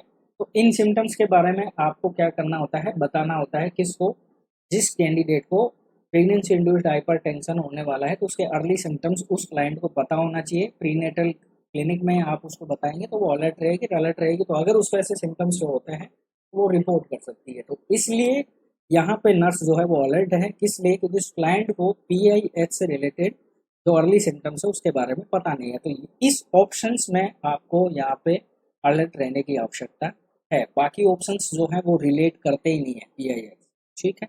तो राइट आंसर आपका क्या रहने वाला है, डी रहेगा इस क्वेश्चन का। नेक्स्ट क्वेश्चन देखते हैं।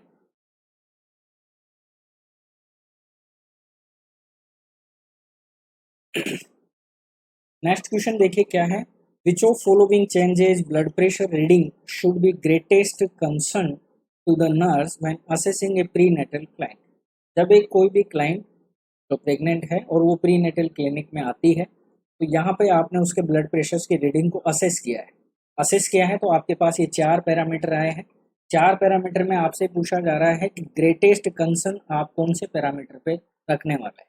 तो देखिए पहला ऑप्शन है 130/88 से लेके 140/92 तक, ठीक है। तो सिस्टोल की बात करें तो सिस्टोल यहाँ पे कितना बढ़ रहा है, 14 बढ़ रहा है, और डायस्टोल की बात करें तो 4 बढ़ रहा है, ठीक है। तो क्या ये ग्रेटेस्ट कंसर्न है, नहीं है, कोई भी ग्रेटेस्ट कंसर्न यहाँ पे नहीं है, इक्वल है, कोई दिक्कत नहीं है, बड़ी वाले। हाँ जरूरी जाहिर सी बात है कि ये थोड़ा सा बीपी एलिवेशन के पॉइंट में जा रहा है, बट डायस्टोल यहाँ पे ज़्यादा इफेक्ट नहीं कर रहा है।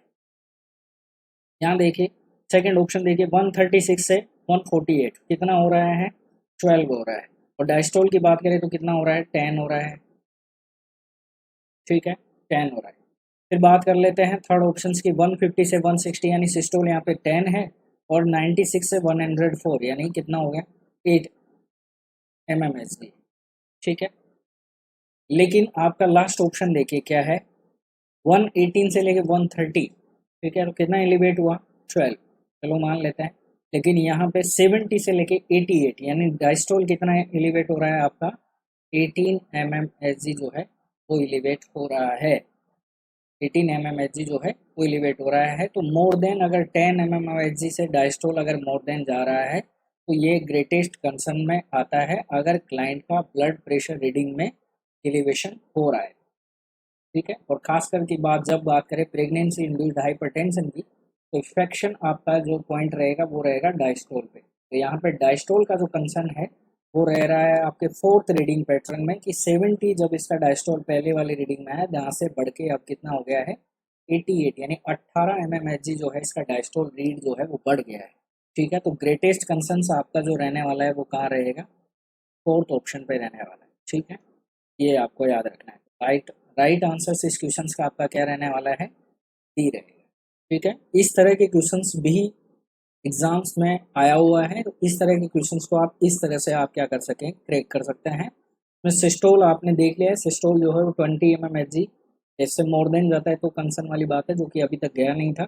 लेकिन डायस्टोल में देखा जाए तो बाकी ऑप्शनों में बिल्कुल ठीक ठाक रेंज में है, लेकिन लास्ट वाले ऑप्शंस में आपका डायस्टोल जो है वो मोर देन जा चुका है, इसलिए ये वाला इफेक्शन आपका ग्रेटेस्ट कंसर्न में जाने वाला है। नेक्स्ट क्वेश्चन देखिए, कॉन्सेप्ट अगर आपके क्लियर हैं तो कोई भी क्वेश्चन आपके लिए भारी नहीं पड़ेगा, ठीक है।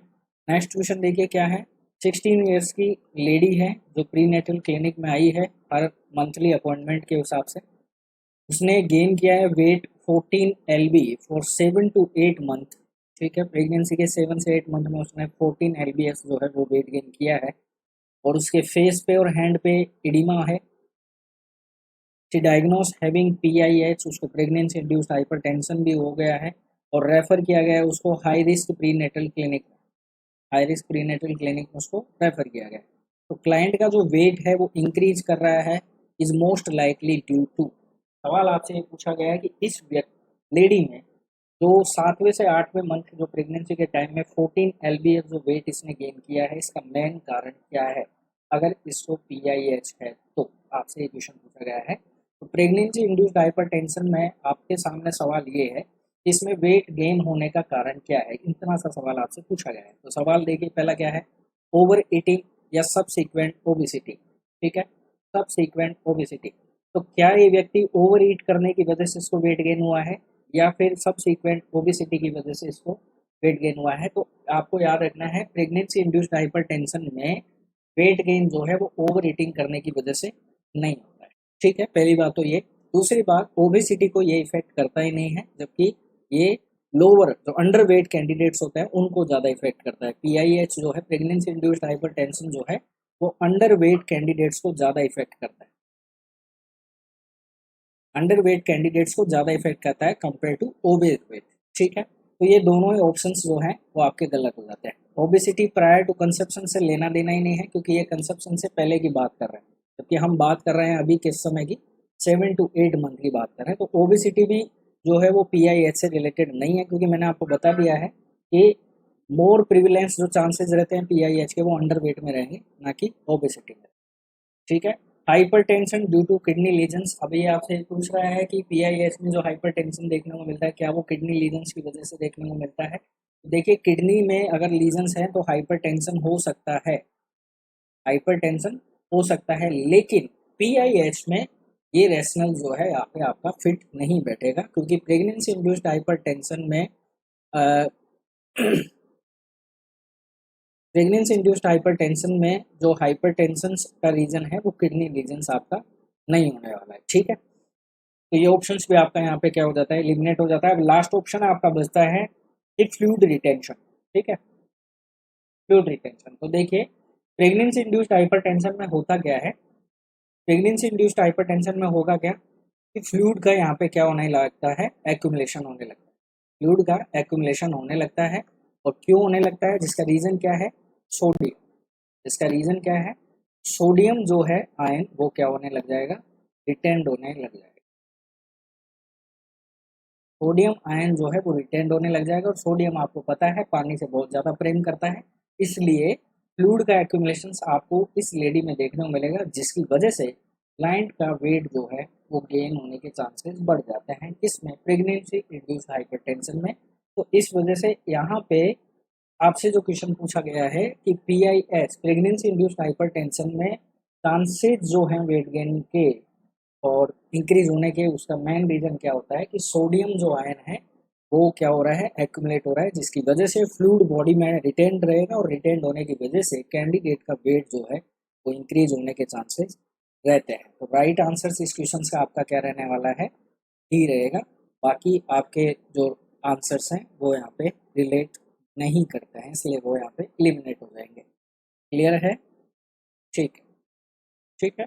इसके अलावा अब इसमें जो प्रेगनेंसी इंड्यूस्ड हाइपरटेंशन में है, इसमें एक थ्योरी और है जिसमें ऐसा है कि प्रोस्टाग्लैंडिन जो सिंथेसिस होती है, ठीक है, प्रोस्टाग्लैंडिन जो सिंथेसिस है,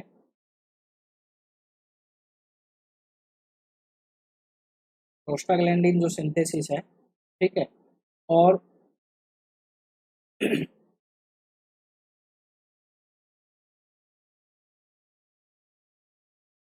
रीनल डिस्फंक्शन। ठीक है, अब प्रोस्टाग्लैंडिन सिंथेसिस और रीनल डिस्फंक्शन ये दोनों भी जो है वो यहाँ पे देखे जाते हैं प्रेगनेंसी इंड्यूस्ड हाइपरटेंशन में।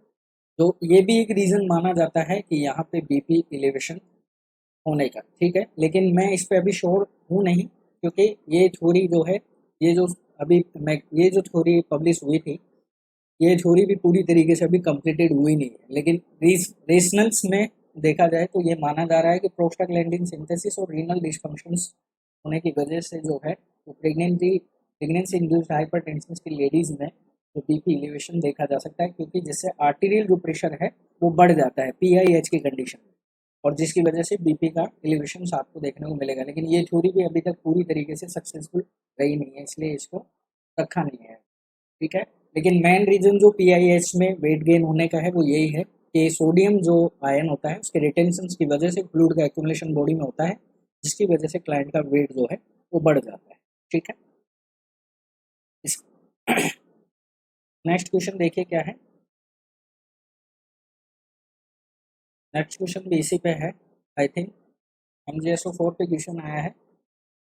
MgSO4 जो है ऑर्डर किया गया IV following establish protocol for a client severe PIH, यानी किसी क्लाइंट को सीवियर प्रेगनेंसी इंड्यूस्ड हाइपरटेंशन है, जिसकी वजह से इस क्लाइंट को मैग्नीशियम सल्फेट IV ऑर्डरली दिया जा रहा है। अब आपको ये क्वेश्चन पूछा जा रहा है कि इसका जो एंटीसिपेट इफेक्ट रहेगा ऑफ दिस थेरेपी, जो आप MgSO4 दे रहे हैं इस क्लाइंट को, तो पहला इफेक्ट तो इसका एंटी कन्वर्जेंट है MgSO4 का, लेकिन सेकंड आपका क्या रहेगा, ये आपसे क्वेश्चन पूछा गया। यानी MgSO4 सेकंड इफेक्ट क्या डालने वाला है बॉडी के ऊपर जिस कैंडिडेट को सीवियर प्रेगनेंसी इंड्यूस्ड हाइपरटेंशन है। तो पहला ऑप्शन है वैसो कंस्ट्रक्शन, दूसरा है वैसो डायलेशन, हाइपरटेंशन या फिर एंटी इमेटिक्स, ठीक है। ये आपसे क्वेश्चन पूछा गया। अभी देखिए सबसे पहले बात करें तो पीआईएच में आपको क्या देखने को मिल रहा है, इंक्रीज आपको बीपी देखने को मिल रही है, यानी एलिवेटेड बीपी देखने को मिल रही है, ठीक है।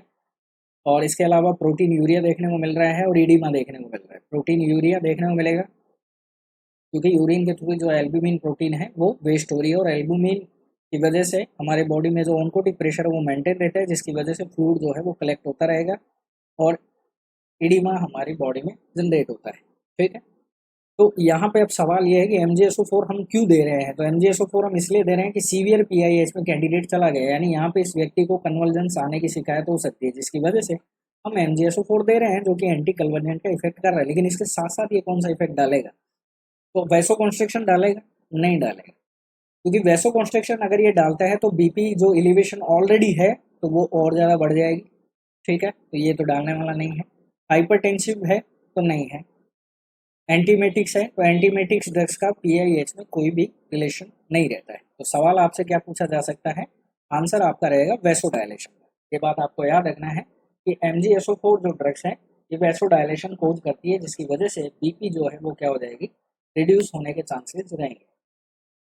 इसीलिए इसीलिए आपको याद रखना है कि MgSO4 की जब टॉक्सिसिटी होती है, MgSO4 की जब टॉक्सिसिटी होती है और सीरम में मैग्नीशियम के जो अमाउंट है वो बढ़ जाता है, तो उस क्लाइंट को आपको क्या देखने को मिलेगा, हाइपोटेंशन देखने को मिलता है। याद रखना, हाइपोटेंशन देखने को मिलता है, ठीक है।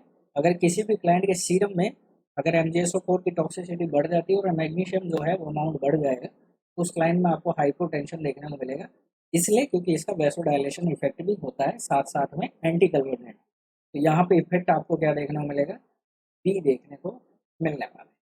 क्लियर है। नेक्स्ट क्वेश्चन देखते हैं। नेक्स्ट क्वेश्चन है आपका, एक नर्स है जो केयरफुली मॉनिटर कर रही है। अब आ रही है टॉक्सिसिटी पे क्वेश्चन, और ये MgSO4 इतना अच्छा क्वेश्चन बनता है कि ये एवरी एग्जाम्स में आपको देखने को मिल ही जाएगा, every exam. Nurse should carefully monitor a client following side effects of MgSO4। ये आपसे सिंपल सा क्वेश्चन पूछा गया है, कोई ज़्यादा इसमें खास कुछ पूछा नहीं गया है। मैग्नीशियम सल्फेट किसी के चल रहा है, ठीक है। मैग्नीशियम सल्फेट किसी का चल रहा है जो कि कितना आता है, 10 ग्राम पर 20 ml एम्पूल में आता है, ये आप सभी को पता है। लोडिंग डोज की बात करें तो 4 ग्राम होती है इसकी, लोडिंग डोज की बात करें तो 4 ग्राम होती है। 4 ग्राम कितने में होगी, 8 ml में, ठीक है, जिसको हम किस में मिला के देते हैं, 100 ml NS में मिला के देते हैं लोडिंग डोज के रूप में, ठीक है।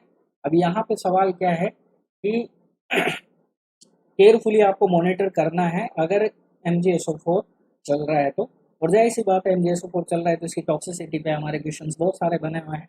तो क्या आपको देखने को मिलेगा, तो देखिए विजुअल ब्लरी देखने को मिलता है, नहीं देखने को मिलता, टेकिपनिया नहीं देखने को मिलता है, ब्रेडिपनिया देखने को मिलता है। क्या देखने को मिलता है, ब्रेडिपनिया देखने को हमें देखने को मिलेगा। एपिगेस्ट्रिक पेन ये भी नहीं देखने को मिलता है। रेस्पिरेटरी डिप्रेशन हमें देखने को मिलता है बिलो 12 पर मिनट।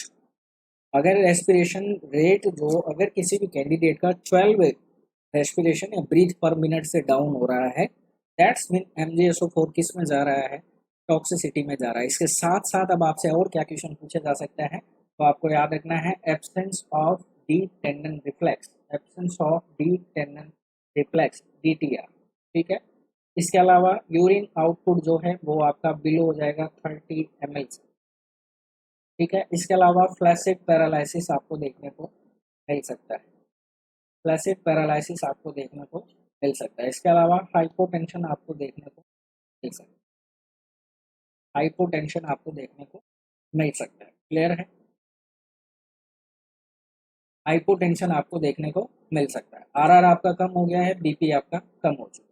ठीक है, तो ये जो है ये टॉक्सिसिटी के साइन आपको देखने को मिलेंगे। इसके अलावा जैसे मैं ठीक है, इसके अलावा जैसे आपको कार्डियक अरेस्ट देखने को मिल सकता है, अगर कंट्रोल नहीं हुआ तो कार्डियक अरेस्ट भी जा सकता है।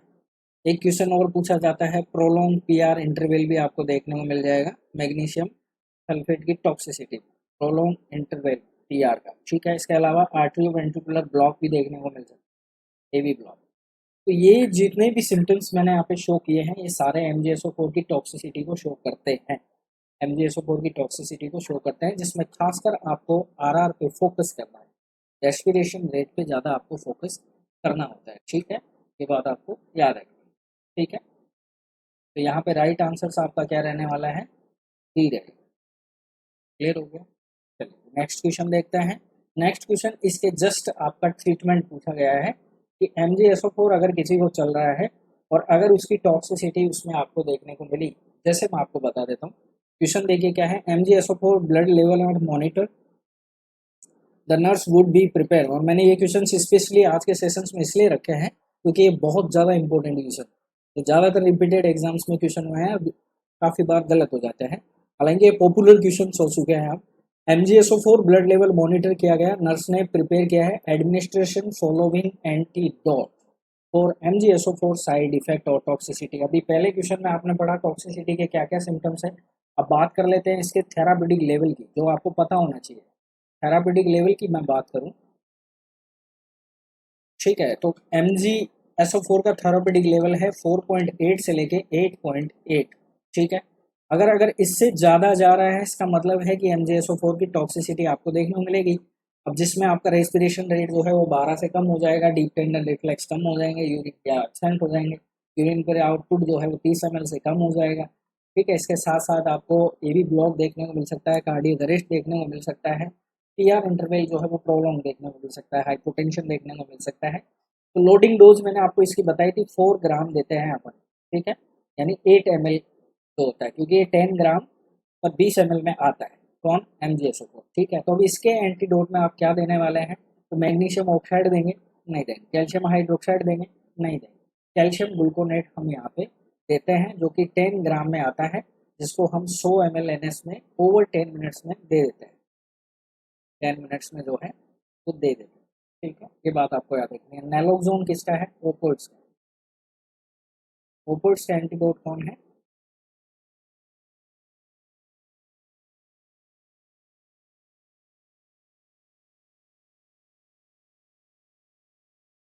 ठीक है, तो ओपोइड्स का एंटीडोट कौन है, नैलोक्सोन।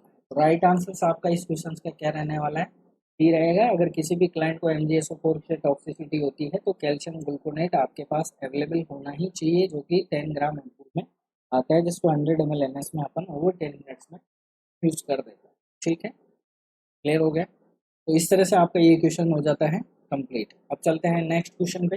नेक्स्ट क्वेश्चन आपका आया है, नेक्स्ट क्वेश्चन देखिए क्या है, the most important goal in care plan for a client who was hospitalised with accidental overdose would be to. ये आपसे क्वेश्चन पूछा गया।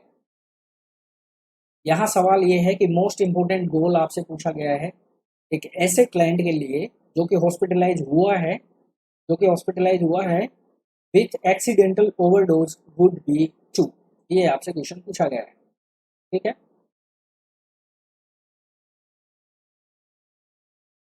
तो डिटरमाइन चाइल्ड एक्टिविटी पैटर्न, ये क्लाइंट जो है वो चाइल्ड है। ठीक है, ये आपको याद रखना है, एक बच्चा है जिसके लिए आपको मोस्ट इम्पोर्टेंट गोल तैयार करना है केयर प्लान में, और इसलिए तैयार करना है क्योंकि हॉस्पिटलाइज वो हो चुका है, एक्सीडेंटल ओवरडोज उसको हुआ है या फिर एक्सीडेंट हुआ है। तो डिटरमाइन चाइल्ड एक्टिविटी पैटर्न, ठीक है।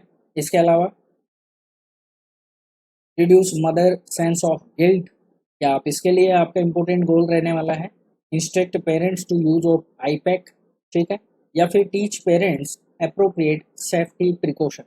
क्या आंसर आपका प्रायोरिटी के हिसाब से यहाँ पे रहने वाला है, ये आपको बताना है, ठीक है। प्रायोरिटी से क्वेश्चन है और यहाँ पे सिंपल सा आंसर आपको देना है, और सिंपल सा ही आंसर है अगर रेशनल आपके समझ में आ रहा है तो, कि चाइल्ड जो है वो एक्सीडेंट ओवरडोज हो चुका है, एक्सीडेंट हो चुका है और हॉस्पिटलाइज हुआ है। तो मोस्ट इंपोर्टेंट गोल क्या रहने वाला है नर्स का पेरेंट्स के लिए, ये आपसे क्वेश्चन पूछा गया है, ठीक है। तो यहाँ पे क्या है, बच्चे ने जो है वो ओवरडोज कर लिया है किसी सब्सटेंस का एक्सीडेंटली। अब यहाँ पे आपका मोस्ट इम्पोर्टेंट गोल क्या रहने वाला है, मोस्ट इम्पोर्टेंट गोल आपका यहाँ रहेगा ये कि teach parents appropriate safety precaution, teach parents appropriate safety precaution. अब वो क्यों रहेगा वो भी मैं आपको बता देता हूँ। देखिए पहला ऑप्शन यहाँ पे ये है डिटरमाइन करना है चाइल्ड एक्टिविटी पैटर्न को। तो आपको पता है ये क्लाइंट ओवरडोज से है, तो यहाँ पे चाइल्ड एक्टिविटी पैटर्न को डिटरमाइन करने से कोई मतलब यहाँ पे नहीं है, नॉट सेंस रेशनल है, ठीक है। क्योंकि इसने व्यक्ति ने ओवरडोज किया है, या तो ये एसिड लिया है या फिर एल्कलाई सब्सटेंसेज इसने इंगल्फ किया है, जिसकी वजह से इसको अल्सरेशन या परफोरेशन होने के चांसेस रहेंगे, ठीक है, रहेंगे। और यहाँ पे आप इसको ना तो लावाज कर सकते हैं और ना ही आप एक्टिवेटेड चारकोल दे सकते हैं इस केस में, ठीक है, ठीक है। क्योंकि इसोफेजियल स्टिक्सर्स या फिर ओडिनोफेज या इस तरह की प्रॉब्लम्स इस बच्चे को फेस होने वाली है। तो यहाँ पे मस्ट जो यहाँ पे अपनी प्रायोरिटी रहेगी वो ये कि फ्यूचर में और एक्सीडेंटली इस तरह के केसेस ना हो, जिसके लिए हमें पेशेंट्स के जो पेरेंट्स हैं, ये बच्चा है तो पेरेंट्स को हमें क्या करना है, टीच करना, इंस्ट्रक्शन देना है कि जितने भी कोरोसिव एजेंट्स होते हैं या हैजार्डस जो मटेरियल्स होते हैं वो क्लाइंट या बच्चों से दूर रखने चाहिए, उनके संपर्क में नहीं होने चाहिए, या फिर किस तरह से आप उनको प्रिवेंट कर सकते हो। तो यहाँ पे जो मेन इंपॉर्टेंट यहाँ पे आपसे क्वेश्चन भी यही पूछा है कि मोस्ट इंपॉर्टेंट गोल आपको बताना है इस केसेस में।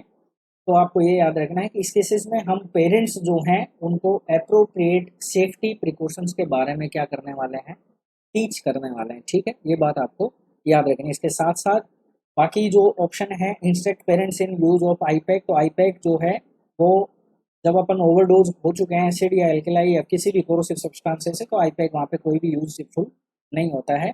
और मदर सेंस ऑफ गिल्ट, तो गिल्ट को तो देखिए अब यहाँ जाहिर सी बात है किसी भी मदर के बच्चे को अगर ये चीज़ होगी तो उसके गिल्ट तो रहेगा, तो उसके यहाँ पे वो प्रायोरिटी आपकी नहीं है। यहाँ पे प्रायोरिटी सबसे पहले ये है कि आप पेरेंट्स को टीच करें ताकि फ्यूचर में और एक्सीडेंटली इस तरह के इवेंट्स ना हो बच्चे के साथ, ठीक है। तो यहाँ पे must priority as a nurse आपका जो ऑप्शन रहेगा वो यहाँ पे रहने वाला है डी, क्लियर। नेक्स्ट क्वेश्चन देखिए,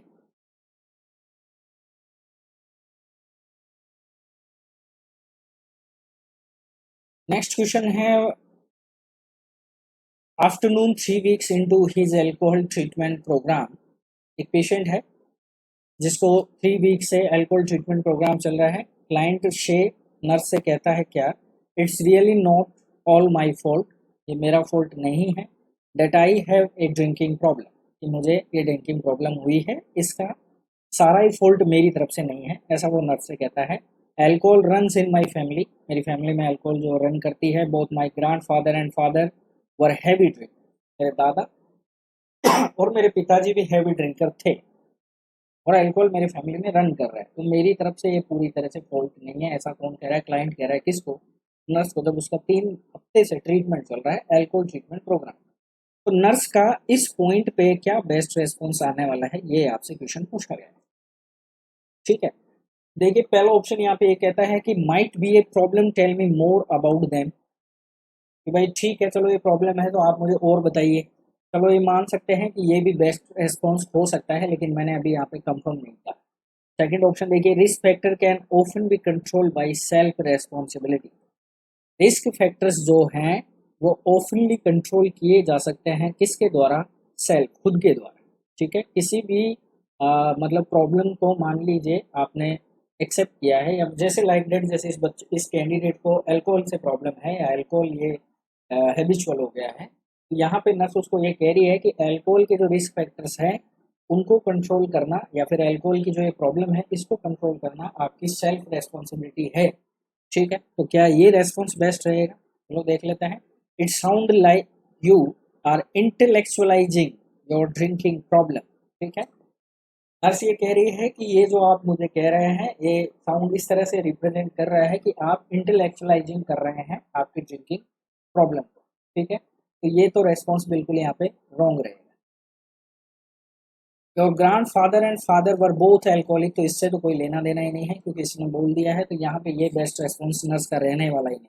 ठीक है, सवाल अब आपके पास में बच गए दो ऑप्शन, एक पहला ऑप्शन या फिर सेकंड ऑप्शन। ठीक है, अब that might be a problem, tell me more about them.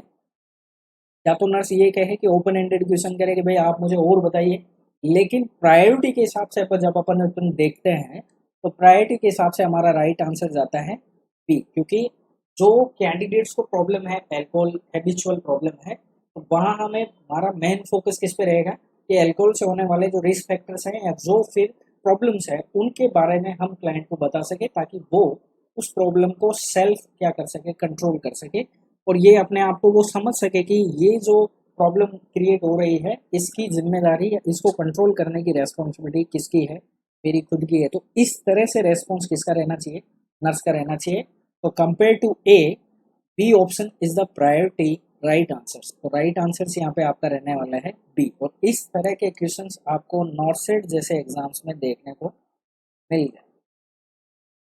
ठीक है, इस तरह के क्वेश्चंस आपको नॉर्सेट के एग्जाम्स में देखने को मिल गए, जो कि बहुत ही ज़्यादा हिट एंड पॉपुलर भी रहे हैं, क्योंकि वहाँ पे इस तरह के ही पैनलाइज एग्जाम्स क्वेश्चंस पूछे जाते हैं और ज़्यादातर ये क्वेश्चंस रॉन्ग होने के चांसेस रहते हैं, क्योंकि अपने को बहुत स्पीड होती है, टाइम कम होता है और वहाँ का प्रेशर भी इतना खतरनाक होता है कि हमें जल्दी करना होता है। ठीक है, और वहाँ पे फिर वो जल्दी के चक्कर में जल्दी ही हो जाती है। ठीक है, तो राइट आंसर इस क्वेश्चन का आपका रहने वाला है बी। ये एज ए नर्स हमारी प्रायोरिटी रहेगी कि हम क्लाइंट को ये समझा सके कि ये जो प्रॉब्लम है इसको कंट्रोल करने की रेस्पॉन्सिबिलिटी आपकी खुद की है। ठीक है, इसके साथ साथ जैसे इस क्वेश्चन में आप और ऐड करना चाहें तो कर सकते हैं कि जैसे आप अल्कोहल से होने वाले जो उसके जेनेटिक इफेक्ट्स हैं या जेनेटिक जो रिस्क हैं, या फिर फ्यूचर में इस कैंडिडेट को लाइफ में क्या क्या हेल्थियर मतलब अनहेल्थी प्रॉब्लम्स होने वाली हैं, वो सब चीज़ें आप इसको समझा सकते हैं। तो जिससे क्या है, ये क्लाइंट जो है अपनी लाइफस्टाइल चेंजेस करने के लिए रिस्पॉन्सिबिलिटी खुद उठा ले। तो यहाँ पे मस्ट प्रायोरिटी आपका ये रहेगा कि इस क्लाइंट को ये चीज़ें आप समझा सकते हैं। ठीक है, नेक्स्ट क्वेश्चन देखिए।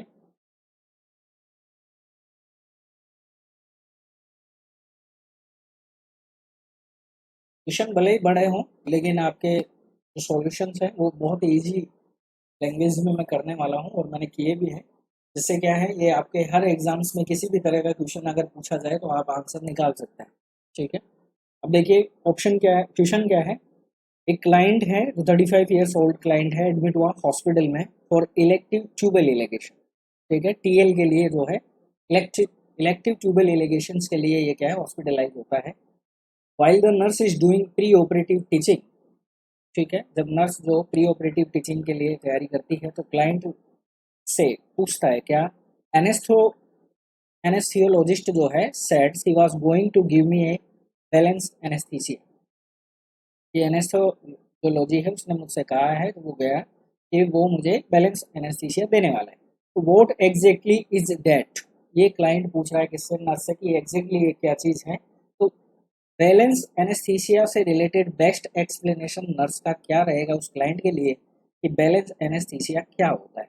ये आपसे क्वेश्चन पूछा गया है, सिंपल क्वेश्चन है, बैलेंस एनेस्थीसिया से क्वेश्चन पूछा गया है और क्लाइंट ने ये क्वेश्चन किससे किया है, नर्स से किया है, और एनेस्थीसियोलॉजिस्ट ने उसको कहा है कि वो उसको बैलेंस एनेस्थीसिया देने वाला है।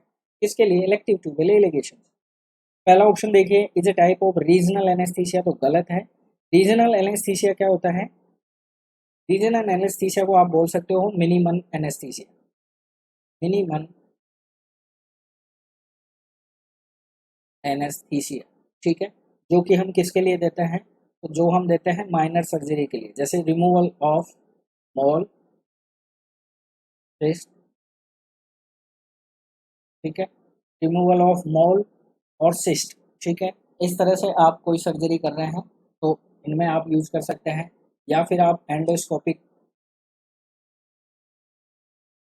एग्जामिनेशन कर रहे हैं या सर्जरी कर रहे हैं तो आप यूज कर सकते हैं रीजनल एनेस्थीसिया को, ठीक है, जो कि मिनिमल एनेस्थीसिया का काउंट होता है, ठीक है। बैलेंस एनेस्थीसिया तो ये नहीं। फिर बात देखिए, uses equal amount of inhalation agent and liquid agent, ठीक है, यानी इक्वल अमाउंट में आप इनहेलेशन एजेंट को ले रहे हैं और लिक्विड एजेंट को ले रहे हैं, इसको बैलेंस एनेस्थीसिया कहते हैं। तो ये भी गलत आंसर है, क्योंकि अमाउंट जो है, अमाउंट जो है, चाहे वो इनहेलेशन एजेंट का हो या लिक्विड एजेंट का, वो डिपेंड करता है क्लाइंट की एज पे, क्लाइंट की क्या सर्जरी है उस पे, एज पे डिपेंड करता है, सर्जरी पे डिपेंड करता है, ठीक है, एज पे डिपेंड करता है, सर्जरी पे डिपेंड करता है, वेट पे डिपेंड करता है, और वेट पे डिपेंड करता है, ठीक है, क्लियर हो गया। तो इसे भी हम बैलेंस एनेस्थीसिया नहीं कहेंगे। अब बात कर लेते हैं does not depress CNS system, ठीक है, does not depress CNS system. तो balance anaesthesia CNS nervous system को डिप्रेस नहीं करता है, करता है, क्या करता है, सीएनएस सिस्टम को डिप्रेस करता है। जैसे अब जैसे मैं बता रहा था कि करता है, अभी करता कैसे है कि बैलेंस एनेस्थीसिया में होता क्या है कि बैलेंस एनेस्थीसिया का मतलब हो गया कि कुछ जो ड्रग्स होती हैं, एनेस्थेटिक ड्रग्स, उनके कॉम्बिनेशन से इस तरह का एनेस्थीसिया या इस तरह की टेक्निक्स को इंट्रोड्यूस करना जो कैंडिडेट के लिए क्या साबित हो, जो कैंडिडेट के लिए क्या साबित हो। तो देखिए क्या लिखा हुआ है, लास्ट ऑप्शन देखिए, is a combination of several agent, several anaesthetic agent का वो कॉम्बिनेशन या फिर ड्रग जो प्रोड्यूस करता है स्मूथ इंडक्शन, अप्लाई करना, मिनिमल कॉम्प्लिकेशंस, ठीक है, appropriate muscles relaxation, appropriate muscles relaxation, या फिर आप इसको क्या बोल सकते हो, reduce muscles activity, reduce muscles activity, या फिर आप बोल सकते हो ऑटोनोमिक जो नर्वस रिफ्लेक्स है वो क्या हो जाएंगे, रिड्यूस हो जाएंगे। इसके साथ साथ appropriate appropriate depth of anaesthesia, depth of anaesthesia, ठीक है। कहने का मतलब ये हो गया कि जनरल एनेस्थीसिया तो क्या करता है, सीएनएस को पूरी तरीके से डिप्रेस करता है, लॉस ऑफ कॉन्शियसनेस हो जाता है उसमें, और मसल्स एक्टिविटी जो है वो पूरी तरीके से क्या हो जाएगी, रिड्यूस हो जाएगी। लेकिन बैलेंस एनेस्थीसिया में क्या होता है, जैसे मैं बात करूँ जनरल एनेस्थेटिक, जैसे प्रोपोफॉल है, केटामाइन है, ठीक है, थायोपेंटोल है, तो कुछ ड्रग्स का कॉम्बिनेशन इस तरह से यहाँ पे जो है बनाया जाता है कि जिससे कैंडिडेट में जब आप जनरल एनेस्थीसिया को अप्लाई करने वाले हैं तो इसका इंडक्शन जो है वो पूरी तरीके से स्मूथ हो। आपको मतलब एक एनेस्थीसिया को जितना एनेस्थीसिया मतलब जो सर्जरी के लिए हमें जितनी डेप्थ का एनेस्थीसिया चाहिए वो मिल सके, मिनिमल इसका कॉम्प्लिकेशन रहे, अप्रोप्रिएट इसका एनेस्थेटिक इफेक्ट रहे, और जो मसल्स एक्टिविटी है या फिर मसल्स का जो रिलैक्सेशन है वो अप्रोप्रिएट यानी जितना नॉर्मल होना चाहिए उतना हमें मिल सके, उसको हम कहते हैं बैलेंस एनेस्थीसिया। तो राइट आंसर इस क्वेश्चन का आपका क्या रहने वाला है, डी रहने वाला है। क्या रहने वाला है, डी रहने वाला है। ये आपको याद रखना है, ये भी स्पेशली नॉर्सेट से रिलेटेड क्वेश्चन रहेगा, ठीक है, क्योंकि वहाँ से ओटी पे क्वेश्चंस बहुत ज़्यादा पूछे जाते हैं प्रायोरिटी बेसिस पे, ठीक है, तो ये आपको याद रखना है। रीजनल एनेस्थीसिया मैंने आपको बता दिया, पर्टिकुलर रीजन पे दिए जाते हैं, जिसमें मैंने आपको बता दिया मिनिमम, जैसे आपको सिस्ट या मोल या फिर इस तरह की कोई सर्जरी करनी है, एंडोस्कोपिक आपको एग्जामिनेशन या सर्जरी करनी है तो वहाँ पे यूज किया जाता है, ठीक है, ये बात आपको याद रखना है। नेक्स्ट क्वेश्चन देखते हैं। तो नेक्स्ट क्वेश्चन है आपका, एक 18 मंथ ओल्ड चाइल्ड है has been playing in garage, his mother brings him to a nurse home complaining of his mouth being shot. 18 महीने का बच्चा है जो गैराज में प्ले कर रहा था, खेल रहा था, उसकी मदर उसको लेके आती है नर्स के पास और कहती है कि भैया इसके माउथ में क्या हो गए हैं, शोर हो गए हैं। आगे देखिए, his lips and mouth are soapy and white, और उसके लिप्स और माउथ कैसे हो गए हैं, शोपी हो गए हैं और वाइट हो गए हैं, with small ulcerated area beginning to form, और जो एरिया हैं वो कैसे हो गए हैं, अल्सरेटेड बनना स्टार्ट हो गए हैं, ठीक है। चाइल्ड बिगेन्स टू वॉमिट, और चाइल्ड ने वॉमिट भी स्टार्ट कर दिया है। पल्स जो है उसकी रैपिड है और वीक भी है, ध्यान से पढ़ना है। The nurse suspect that the child has, अब आपको मुझे ये बताना है एज ए नर्स, अगर कोई मदर इस तरह के बच्चे को रिपोर्ट करती है कि उसके बच्चे पे माउथ और लिप्स के चारों तरफ अल्सरेटेड फॉर्म्स बनने लग गए हैं, अल्सर बनने लग गए हैं, शॉपी है, वाइट है, वॉमिट कर रहा है और पल्स उसकी रैपिड है प्लस वीक भी है, तो आपको मुझे ये बताना है कि इस बच्चे को हुआ क्या है। तो पहला ऑप्शन है इनहेल गैसोलीन फ्यूम्स, क्या इसने गैसोलीन फ्यूम्स को इनहेल कर लिया है। इंजेस्टेड कोजिस्टिक एल्किलाई, या इसने इंजेस्ट कर लिया है एल्कलाई को। ईटन कंस्ट्रक्शन चॉक, या फिर लेड पॉइजनिंग, क्या आंसर होने वाला है। तो देखिए सबसे पहले अपन डिस्कस करते हैं पहले ऑप्शंस को। तो इनहेल गैसोलीन फ्यूम्स, ठीक है। तो गैसोलीन फ्यूम्स अगर आपको याद रखना है, अगर गैसोलीन फ्यूम्स अगर अपन इनहेल कर लेते हैं तो इससे होने वाला क्या है, तो इससे होगा आपको नोज एंड थ्रोट इरिटेशन होगा, ठीक है। नोज एंड थ्रोट इरिटेशन होगा, ठीक है। और इसके साथ साथ आपको हेडेक हो सकता है, इसके साथ साथ हेडेक हो सकता है, ठीक है। जबकि ऐसा नहीं हो रहा है तो ये ऑप्शन यहाँ पे गलत है। फिर बात कर लेते हैं इंजेस्टेड कोजिस्टिक एल्किलाई। ये मान सकते हैं अपन कि या तो इस बच्चे ने एल्किलाई लिया है या फिर एसिड। अगर एसिड या एल्कलाइन सॉल्यूशन में से अगर कोई भी प्रोडक्ट अगर किसी बेबी ने अनजाने में एक्सीडेंटली अगर उसको यूज कर लिया है, ईट कर लिया है, तो फिर उसके साइन सिम्टम्स आपको ये देखने को मिलेंगे कि जब भी कोई कैंडिडेट या बच्चा जब भी एसिड या एल्कलाई को इंजेस्ट करता है तो उसके लिप्स के चारों तरफ अल्सरेशन फॉर्म देखने को मिल जाएगा, अल्सर देखने को मिल जाएंगे। लिप्स और जो माउथ है वो सॉफ्ट और वाइट कलर का, वॉमिट देखने को मिलेगी और पल्सरेट जो है वो टेकीकार्डिया आपको यहाँ पे देखने को मिल जाता है, वीक भी दिखती है, ठीक है। तो इस पे ये मान लेते हैं। इसके बाद करते हैं कंस्ट्रक्शन चौक। तो चौक अगर आप लेते हैं तो आपको देखिए अगर ये बच्चा चौक लेता तो उसको नोजिया वोमिटिंग, इसको चलो मान लेते हैं वोमिटिंग, लेकिन साथ साथ में कॉन्स्टिपेशन देखने को मिलता है, जो कि यहाँ पे ऐसा कुछ है नहीं। तो ये ऑप्शंस भी आपका यहाँ पे क्या हो जाता है, कैंसिल हो जाता है। और लास्ट में बचता है लेड पॉइजनिंग। तो लेड पॉइजनिंग में आपको क्या देखने को मिलेगा, लेड पॉइजनिंग में आपको याद है बच्चे में स्लो ग्रोथ देखने को मिलती है, लर्निंग डिफिकल्टी देखने को मिलेगी, ठीक है, लर्निंग डिफिकल्टी देखने को मिलती है, मेमोरी लॉस, ये लेड पॉइजनिंग के सिम्टम्स। मेमोरी लॉस आपको देखने को मिल जाएगा, ठीक है।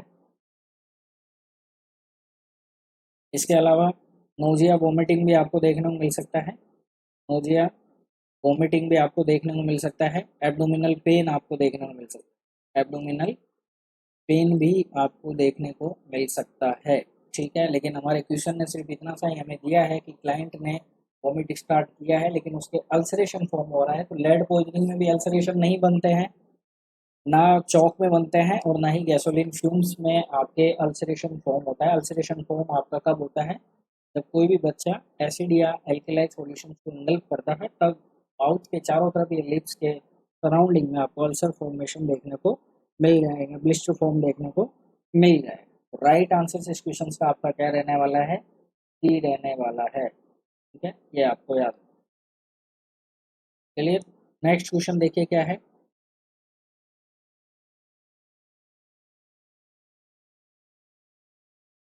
नेक्स्ट क्वेश्चन है which of following should the nurse anticipate, ठीक है। Which of following should the nurse anticipate receiving as needed order for post operative carotid endarterectomy client. ध्यान से पढ़िएगा, क्वेश्चन आपसे क्वेश्चन पूछ रहा है कि नीचे दिए गए जो ऑप्शंस हैं उनमें से नर्स जो है वो कौन सा एंटिसिपेट करने वाली है, ठीक है, कौन सा एंटिसिपेट करने वाली है जब व्यक्ति को कैरोटिड एंडार्टेक्टोमी हो चुका है। अब देखिए कैरोटिड एंडार्टेरेक्टोमी होता क्या है, ये जो कैरोटिड आर्टरी होती है, ठीक है, कैरोटिड आर्टरी जो होती है वो किसी भी कारण की वजह से, कारण क्या है इसमें, deposit of plaque, deposit of plaque, ठीक है, डिपोजिट ऑफ प्लैक की वजह से कैरोटिड आर्टरी जो है वो कैसी हो जाएगी, नैरोविंग हो जाती है, ठीक है। नैरोविंग होने की वजह से जो ब्लड फ्लो है वो कैसा हो जाएगा, स्लो हो जाएगा या फिर क्या हो जाएगा, रिड्यूस हो जाएगा। अब कैरोटिड आर्टरी का ब्लड जो है वो कहाँ जाता है, नेक पोर्शन में जाता है और ब्रेन पोर्शन में जाता है। ठीक है, तो इसके ट्रीटमेंट के लिए 1 मिनट, तो इसके ट्रीटमेंट के लिए हम क्या करते हैं, कैरोटिड आर्टरी जो नैरो हुई है यहाँ पे हम क्या करते हैं, सर्जिकली इसको हम क्या कर देते हैं, ये नो नैरोविंग है जो श्रिंक हुआ है इसको हम कर देते हैं करेक्शन। और इस सर्जरी को हम किस नाम से जानते हैं, एंडारटेरेक्टोमी के नाम से जानते हैं, एंडारटेरेक्टोमी के नाम से जाना जाता है। ठीक है, अब जैसे मान के चलिए ये किसी क्लाइंट का नेक पोर्शन है और ये एरोटी, तो यहाँ पे आपने क्या बनाया है, इंजेक्ट किया है और यहाँ पे बनाया है इसका मास। ठीक है, या फिर आप इसको बोल सकते हो ग्राफ्ट। ठीक है, ठीक है, अब सवाल ये है इस कैंडिडेट को यहाँ पे होगा क्या, तो यहाँ पे देखिए इसको पेन हो सकता है। ठीक है, पेन हो सकता है, हमेशा इसको सुपाइन पोजीशन दी जाती है और ऑपरेटेड साइड से 4 अवे, ऑपरेटेड जो साइड होता है उससे दूर 4 अवे इसको पोजीशन रखते हैं हेड की। ठीक है, हेड की पोजीशन रखी जाती है। सवाल अब यहाँ पे ये है कि आपको करना क्या है, तो देखिए यहाँ पे आप क्या दे सकते हो इसको, पेन होगा। ठीक है, अब देखिए निफिडिफिन हम इसको दे रहे हैं 10 mg सबलिंगुअली, बीपी इसका 140/90 है, पहला ऑप्शन। क्रूसामाइड 20 mg आप दे रहे हो पर orally for decrease urine output, तो कोई पॉइंट ही नहीं है यहाँ पे, हमें इससे कोई लेना देना नहीं। मैग्नीशियम सैलिसाइलेट दे रहे हैं डिक्रीज इन्फ्लामेशन के को लेके। ठीक है, तो ये भी पॉइंट यहाँ पे इम्पोर्टेंट नहीं रहता है। हमें देखना है कैरोटिड एंडारेक्टोमी की वजह से यहाँ पे देखिए एक तो वैल्यूअर मास बना है या फिर आप इसको बोल सकते हो ग्राफ्ट। ठीक है, क्लाइंट का यहाँ पे सेकंड थर्ड लास्ट ऑप्शन है नाइट्रोग्लिसरीन आप दे रहे हैं फॉर चेस्ट पेन के लिए। ठीक है, चेस्ट पेन के लिए आप क्या दे रहे हैं, नाइट्रोग्लिसरीन जो है वो दे रहे हैं। ठीक है, तो यहाँ पे आंसर आपका क्या आने वाला है, आंसर आपका रहेगा कि पहला ऑप्शन जो है निफिडिपिन, निफिडिपिन जो है वो क्या करेगा, लोअर द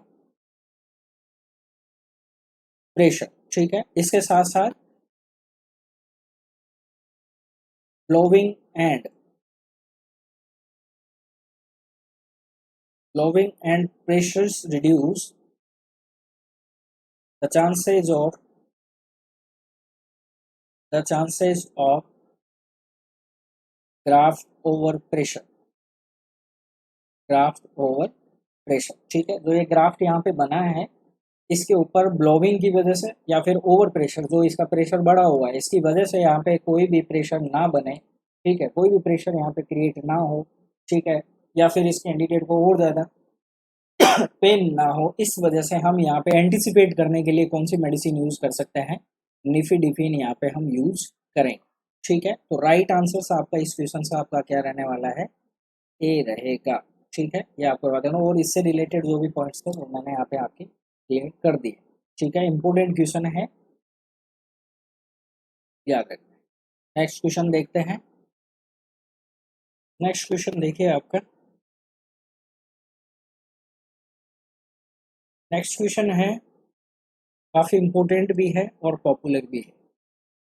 ठीक है, देखिए क्या है, मीजरेबल आउटकम आपसे पूछा गया है, criteria in nursing care of an adolescent with anorexia nervosa would be. आपको पता है साइकेट्रिक में न्यूरोसिस का ये ईटिंग डिसऑर्डर है, एनोरेक्सिया नर्वोसा, बुलिमिया नर्वोसा। ठीक है, यहाँ क्वेश्चन आपसे क्या पूछा जा रहा है कि मीजरेबल आउटकम आपको बताना है। मीजरेबल आउटकम क्राइटेरिया आपको सेलेक्ट करना है नीचे दिए गए ऑप्शंस में से, जो कि रिलेट करता है किसके साथ, एनोरेक्सिया नर्वोसा के साथ। पहला ऑप्शन क्या है, एक्सेप्टिंग हर प्रेजेंट बॉडी इमेज। तो क्या एनोरेक्सिया नर्वोसा के एडोलसेंट की जो बॉडी इमेज है उसको आप एक्सेप्ट करने वाले हो, तो ये गलत ऑप्शन है। ठीक है, क्योंकि यहाँ पे आप कोई भी मेजरिंग आउटकम नहीं देने वाला है। Verbalising realistic feeling about her body, ये बिल्कुल माना जा सकता है कि क्लाइंट जो है जो अपनी रियलिस्टिक जो फीलिंग्स है उसकी बॉडी से रिलेटेड वो आपको क्या कर सके, वो वर्बलाइज कर सके। तो इससे क्या है, आप मीजर कर सकते हैं कि क्या आउटकम उसके थ्रू से आ रहा है पेशेंट की तरफ से, और आप वेरीफाई कर सकते हो कि एनोरेक्सिया नर्वोसा का जो न्यूट्रिटिव या फिर इलेक्ट्रोलाइट या फिर जो बैलेंस जो इशू है उसकी बॉडी के साथ, वो आउटकम उसके साथ मैच कर रहे हैं या नहीं कर रहे हैं। तो इस तरह के वेरिफिकेशन आप किसके आपके द्वारा या एज ए नर्स के द्वारा ये क्या हो सकता है, वेरीफाई हो सकता है, तो ये ऑप्शन अपन मान सकता है। नेक्स्ट ऑप्शन है having an improve perception of her body image. तो यहाँ पे देखिए क्या ऑप्शन है, परसेप्शन ऑप्शन है, improve perception of her body image. तो बॉडी इमेज के ऊपर हमें परसेप्शन का नहीं लेना है, हमें रियलिटी पे यकीन करना है कि रियलिटी में एनोरेक्सिया नर्वोसा होने की वजह से या उस बीमारी की वजह से उस एडोलसेंट की बॉडी पे उसके न्यूट्रिशन पे क्या इफेक्ट हो रहा है। और exhibiting increase self esteem, exhibiting increase self esteem, तो सेल्फ स्टीम को हमें बढ़ाना है ना कि एग्जिबिट करना है, तो ये ऑप्शन भी यहाँ पे आपका गलत है। ठीक है, तो राइट आंसर से देखिए यहाँ पे क्या रहेगा, हमसे पूछा गया था कि मीजरेबल आउटकम आपको यहाँ पे क्राइटेरिया सेलेक्ट करना है, वो भी एनोरेक्सिया नर्वोसा के लिए। तो ऐसे केसेस में हमें क्या करना होता है कि जो क्लाइंट की रियल जो फीलिंग है उसको हमें वर्बलाइज करके जानना है, ताकि वो हमें वर्बलाइज करे और हम उसको वेरीफाई करके हम एक्सेस कर सके या फिर हम मीजर कर सके। ठीक है, तो राइट आंसर इस क्वेश्चन का आपका क्या रहने वाला है, बी रहेगा। ठीक है, ऐसे क्वेश्चंस में थोड़ी सावधानी आपको रखनी है, नहीं तो गलत हो सकता है, इसलिए आपको थोड़ा यहाँ पे दिमाग लगाने वाली चीज है कि यहाँ पे आउटकम और मीजरेबल दोनों पॉइंट आपके दिए गए हैं, तो यानी आउटकम भी आपका ऐसा होना चाहिए जो मीजरेबल हो, ना कि नॉन मीजरेबल, इसलिए आपको इस ऑप्शन में मीजरेबल पॉइंट को ज्यादा फोकस देना है। नेक्स्ट क्वेश्चन देखिए,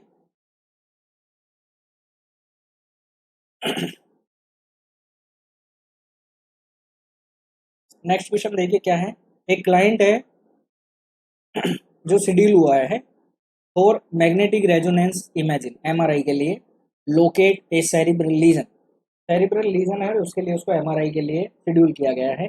important for nurse to find out if has an, nurse के लिए इम्पोर्टेंट पॉइंट क्या रहने वाला है अगर उसको फाइंड आउट होता है तो allergy to seafood, history of seizure, movable metal implant या पिन और स्क्रू इन एनी बोन।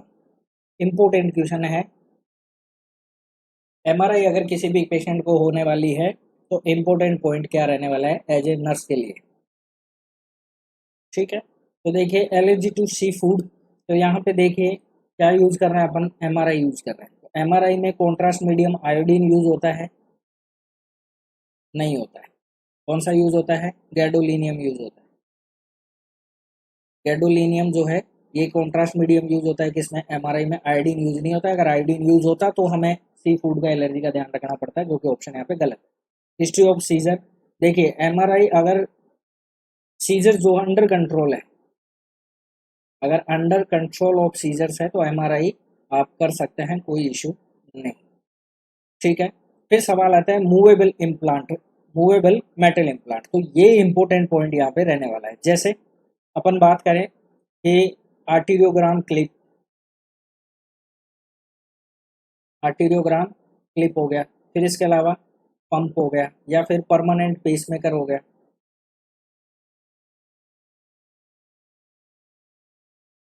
यानी जितने भी मूवेबल मेटल इम्प्लांट अगर बॉडी पर हैं या बॉडी में हैं तो वो रिस्की हो सकते हैं किसके लिए, एमआरआई के लिए, क्योंकि इसमें मैग्नेट होती है और वो उनको ट्रोमेटिक इंजुरी कर सकती है। ट्रोमेटिक इंजुरी जो है वो क्रिएट हो सकती है अगर मूवेबल मेटल इम्प्लांट अगर है या फिर मूवेबल मेटल की कोई भी वस्तु अगर बॉडी में है तो यहाँ पे आपको क्या करना है, सावधानी रखनी है या फिर नर्स को फाइंड आउट करना है।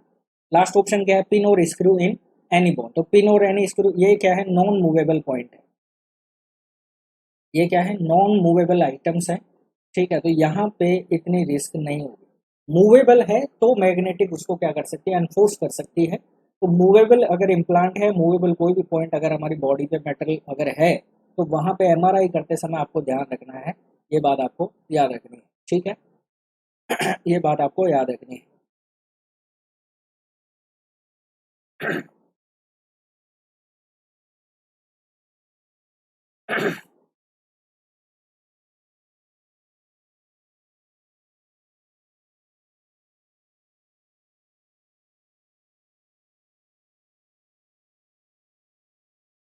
ठीक है, ये बात आपको याद है। तो इस तरह से आपको एमआरआई करते समय मूवेबल मेटल इम्प्लांट के बारे में खास ध्यान रखना है, जिससे ट्रोमेटिक इंजरी केस क्लाइंट को ना हो। तो राइट आंसर इस क्वेश्चन का आपका क्या रहने वाला है, सी रहने वाला है। नेक्स्ट क्वेश्चन देखते हैं। नेक्स्ट क्वेश्चन आपका है एक क्लाइंट है जिसका गैस्ट्रिक रिसेक्शन हुआ है, 70 साल का ओल्ड क्लाइंट एडमिट हुआ है पोस्ट एनेस्थीसिया केयर यूनिट में after gastric resection, was exhibited prior to leaving the suit. On arrival post anesthesia care unit, the nurse should. अब देखिए क्लाइंट क्या है, गैस्ट्रिक रिसेशन का हुआ है, 70 साल का है, पोस्ट एनेस्थेशिया केयर यूनिट में इसको क्या कर दिया जा रहा है, ट्रांसफर कर दिया जा रहा है। एज ए नर्स आपकी अब यहाँ पे क्या प्रायोरिटी रहेगी, तो पहला ऑप्शन है check airway, filling of amount of air exchange, noting rate, depth और क्वालिटी ऑफ रेस्पिरेशन, बिल्कुल परफेक्ट आंसर है। obtain pulse, blood pressure and reading noting rate, quality of pulse, ये भी ठीक है। reassure the client that his surgery is over and that is in the recovery room, ये भी सही है। यहाँ पे आप ओरिएंटेशन चेक कर रहे हैं क्लाइंट का, टाइम प्लेस और पर्सन्स को वो अगर ओरिएंट कर पा रहा है कि नहीं कर पा रहा है, ये भी आप चेक कर रहे हैं, ये भी ठीक है। Review physician order and administrating medicine as order, ठीक है। अब देखिए चारों ही आपके यहाँ पे सही है, लेकिन हमें प्रायोरिटी पे जाना है। तो प्रायोरिटी पे जाने के लिए क्या है, क्लाइंट को पोस्ट एनेस्थीसिया केयर यूनिट में रखा गया है for the recovery of anaesthesia, तो यहाँ पे मेन प्रायोरिटी किस पे आती है, एयरवे पे आती है। सबसे पहले हमें किस पे ध्यान रखना है, ओपन एयरवे पे, ठीक है। ओपन एयरवे के बाद हमें किस पे ध्यान रखना है, वाइटल साइन पे ध्यान रखना है, और इसके बाद फिर आप किस पे ध्यान रखेंगे, ओरिएंटेशन पे याद रखेंगे। यानी पहली प्रायोरिटी आपका पहला ऑप्शन है, सेकंड प्रायोरिटी पे आपका सेकंड ऑप्शन है, थर्ड प्रायोरिटी पे आपका थर्ड ऑप्शन, फोर्थ ऑप्शन तो यहाँ पे आपका माना नहीं जाएगा, ठीक है। इसलिए पोस्ट एनेस्थेशिया केयर यूनिट में जैसे ही ये पेशेंट आ रहा है तो आपका पहला प्रायोरिटी वर्क ये रहेगा कि आपको उसका एयरवे चेक करना है कि एयर एक्सचेंज उसकी अमाउंट कितनी हो रही है, डेप्थ ऑफ उसका रेस्पिरेशन किस तरह से है, क्वालिटी ऑफ रेस्पिरेशन वो किस तरह से ले पा रहा है, नॉर्मल है या सैलो है, किस तरह से है, ये सब चीज़ें आपको यहाँ पे क्या करनी है, फर्स्टली चेक करनी है, ठीक है। तो right answer as a priority आपका राइट आंसर किस पे जाएगा, एयरवे पे जाएगा, यानी ए पे जाना है। क्लियर। नेक्स्ट क्वेश्चन आपका आता है डायबिटीज पे। Diabetes mellitus is a disorder that affects 3.1 out of every 1,000 children younger than 20 years old, ठीक है। Characterized by absence of या marked decrease in circulating insulin। Diabetes के अंदर ये ऑप्शंस आपको देखने को मिलेगा, कैरेक्टराइज बता रहा है कि एब्सेंस हो सकता है, डिक्रीज हो सकता है insulin circulation. When teaching A newly diagnosed diabetes client, जब एक नर्स न्यूली डायबिटीज जो डायग्नोस क्लाइंट हुआ है उसको टीच कर रही है, तो नर्स इंक्लूड कौन सी information on the function of insulin, nurse जो है वो अपने स्टेटमेंट में कौन सी इंफॉर्मेशन को इंक्लूड करेगी जो बता रही है फंक्शन ऑफ इंसुलिन।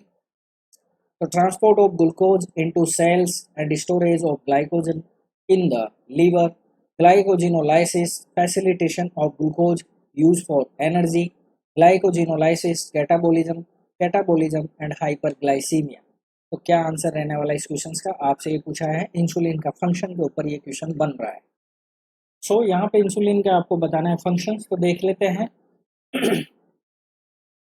तो transport of glucose into cells and storage of glycogen in the liver, बिल्कुल सही है। Glycogenolysis, facilitation of glucose use for energy, glycogenolysis जो है वो इंसुलिन की कमी की वजह से होता है, लैक ऑफ इंसुलिन की वजह से होता है, ठीक है। तो ये ऑप्शन यहाँ पे गलत हो जाएगा। ग्लाइकोजिनोलाइसिस एंड कैटाबोलिज्म ये भी लैक ऑफ इंसुलिन की वजह से होता है, वरना इंसुलिन जो है वो एनाबोलिज्म नेचर होता है, एनाबोलिज्म नेचर का होता है, ना कि कैटाबोलिज्म। लेकिन इसकी कमी की वजह से आपको कैटाबोलिज्म और ग्लाइकोजिनोलाइसिस देखने को मिल जाएगा, ठीक है। और हाइपरग्लाइसीमिया भी तभी होता है जब इंसुलिन की कमी होती है, तो ग्लूकोज लेवल क्या है बॉडी में बढ़ जाएगा, क्योंकि रेजिस्टेंस में उसके कुछ भी नहीं है, इंसुलिन जो है वो लैक है, एब्सेंस है, इसलिए ये ऑप्शन आपको तब दिखेंगे। तो नीचे के जो तीनों ऑप्शन हैं आपको देखने को मिलेंगे लैक ऑफ इंसुलिन में, ठीक है। और जो पहला ऑप्शन है ये नॉर्मल फंक्शन बता रहा है इंसुलिन का कि ट्रांसपोर्ट करता है ग्लूकोज को और स्टोरेज करता है ग्लाइकोजन फॉर्म में लीवर, ताकि वहां से वो रेगुलेट होकर बॉडी की रिक्वायरमेंट के अकॉर्डिंग एनर्जी के रूप में काम आ सके, ठीक है। तो राइट ऑप्शन से यहाँ पे आपका क्या रहने वाला है, ए रहेगा। क्लियर। नेक्स्ट क्वेश्चन देखिए क्या है।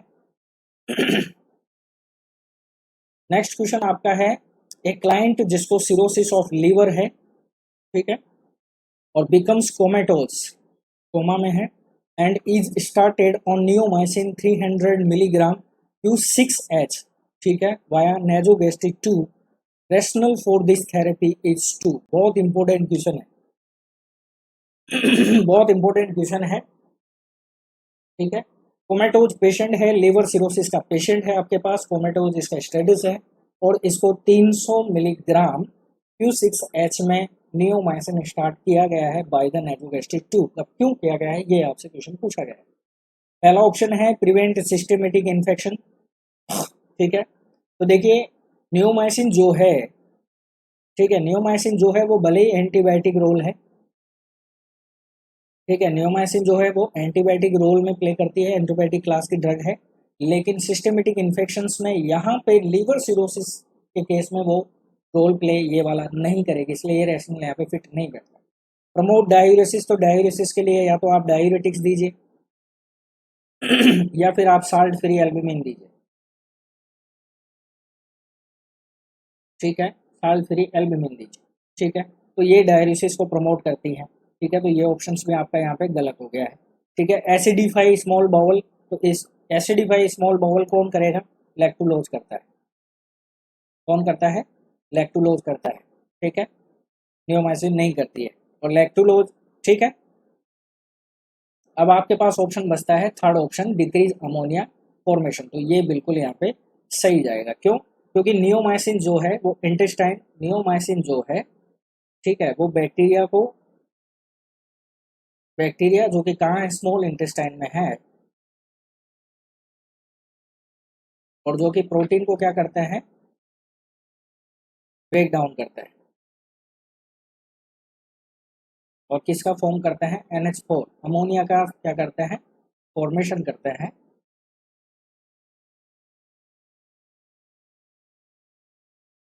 प्रोटीन का ब्रेक डाउन करके किसका फॉर्मेशन करेंगे, अमोनिया का फॉर्मेशन करेंगे, और अमोनिया ब्रेन के लिए जो है वो डेंजरस होता है, ठीक है। तो इसलिए हमें क्या करना है, नियोमाइसिन को स्टार्ट करना है, ताकि ये जो बैक्टीरिया जो स्मॉल इंटेस्टाइन में कोलोनाइजेशन कर रहे हैं, जिसकी वजह से प्रोटीन का ब्रेक डाउन हो रहा है, अमोनिया का फॉर्मेशन हो रहा है, तो नियोमाइसिन इन्हीं बैक्टीरिया को क्या करती है, किल करती है, जिससे अमोनिया का जो लेवल है वो क्या हो जाएगा, रिड्यूस हो जाएगा, ठीक है।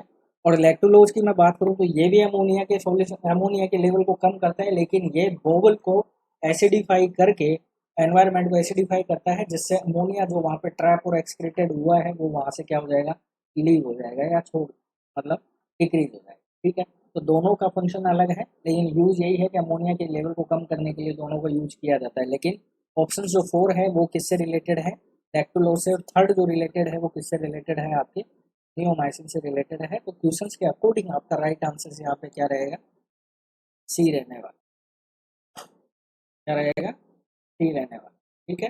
ये बात आपको याद रखनी है, ठीक है, क्लियर हो गया। चलिए भी नेक्स्ट क्वेश्चन देख लेते हैं।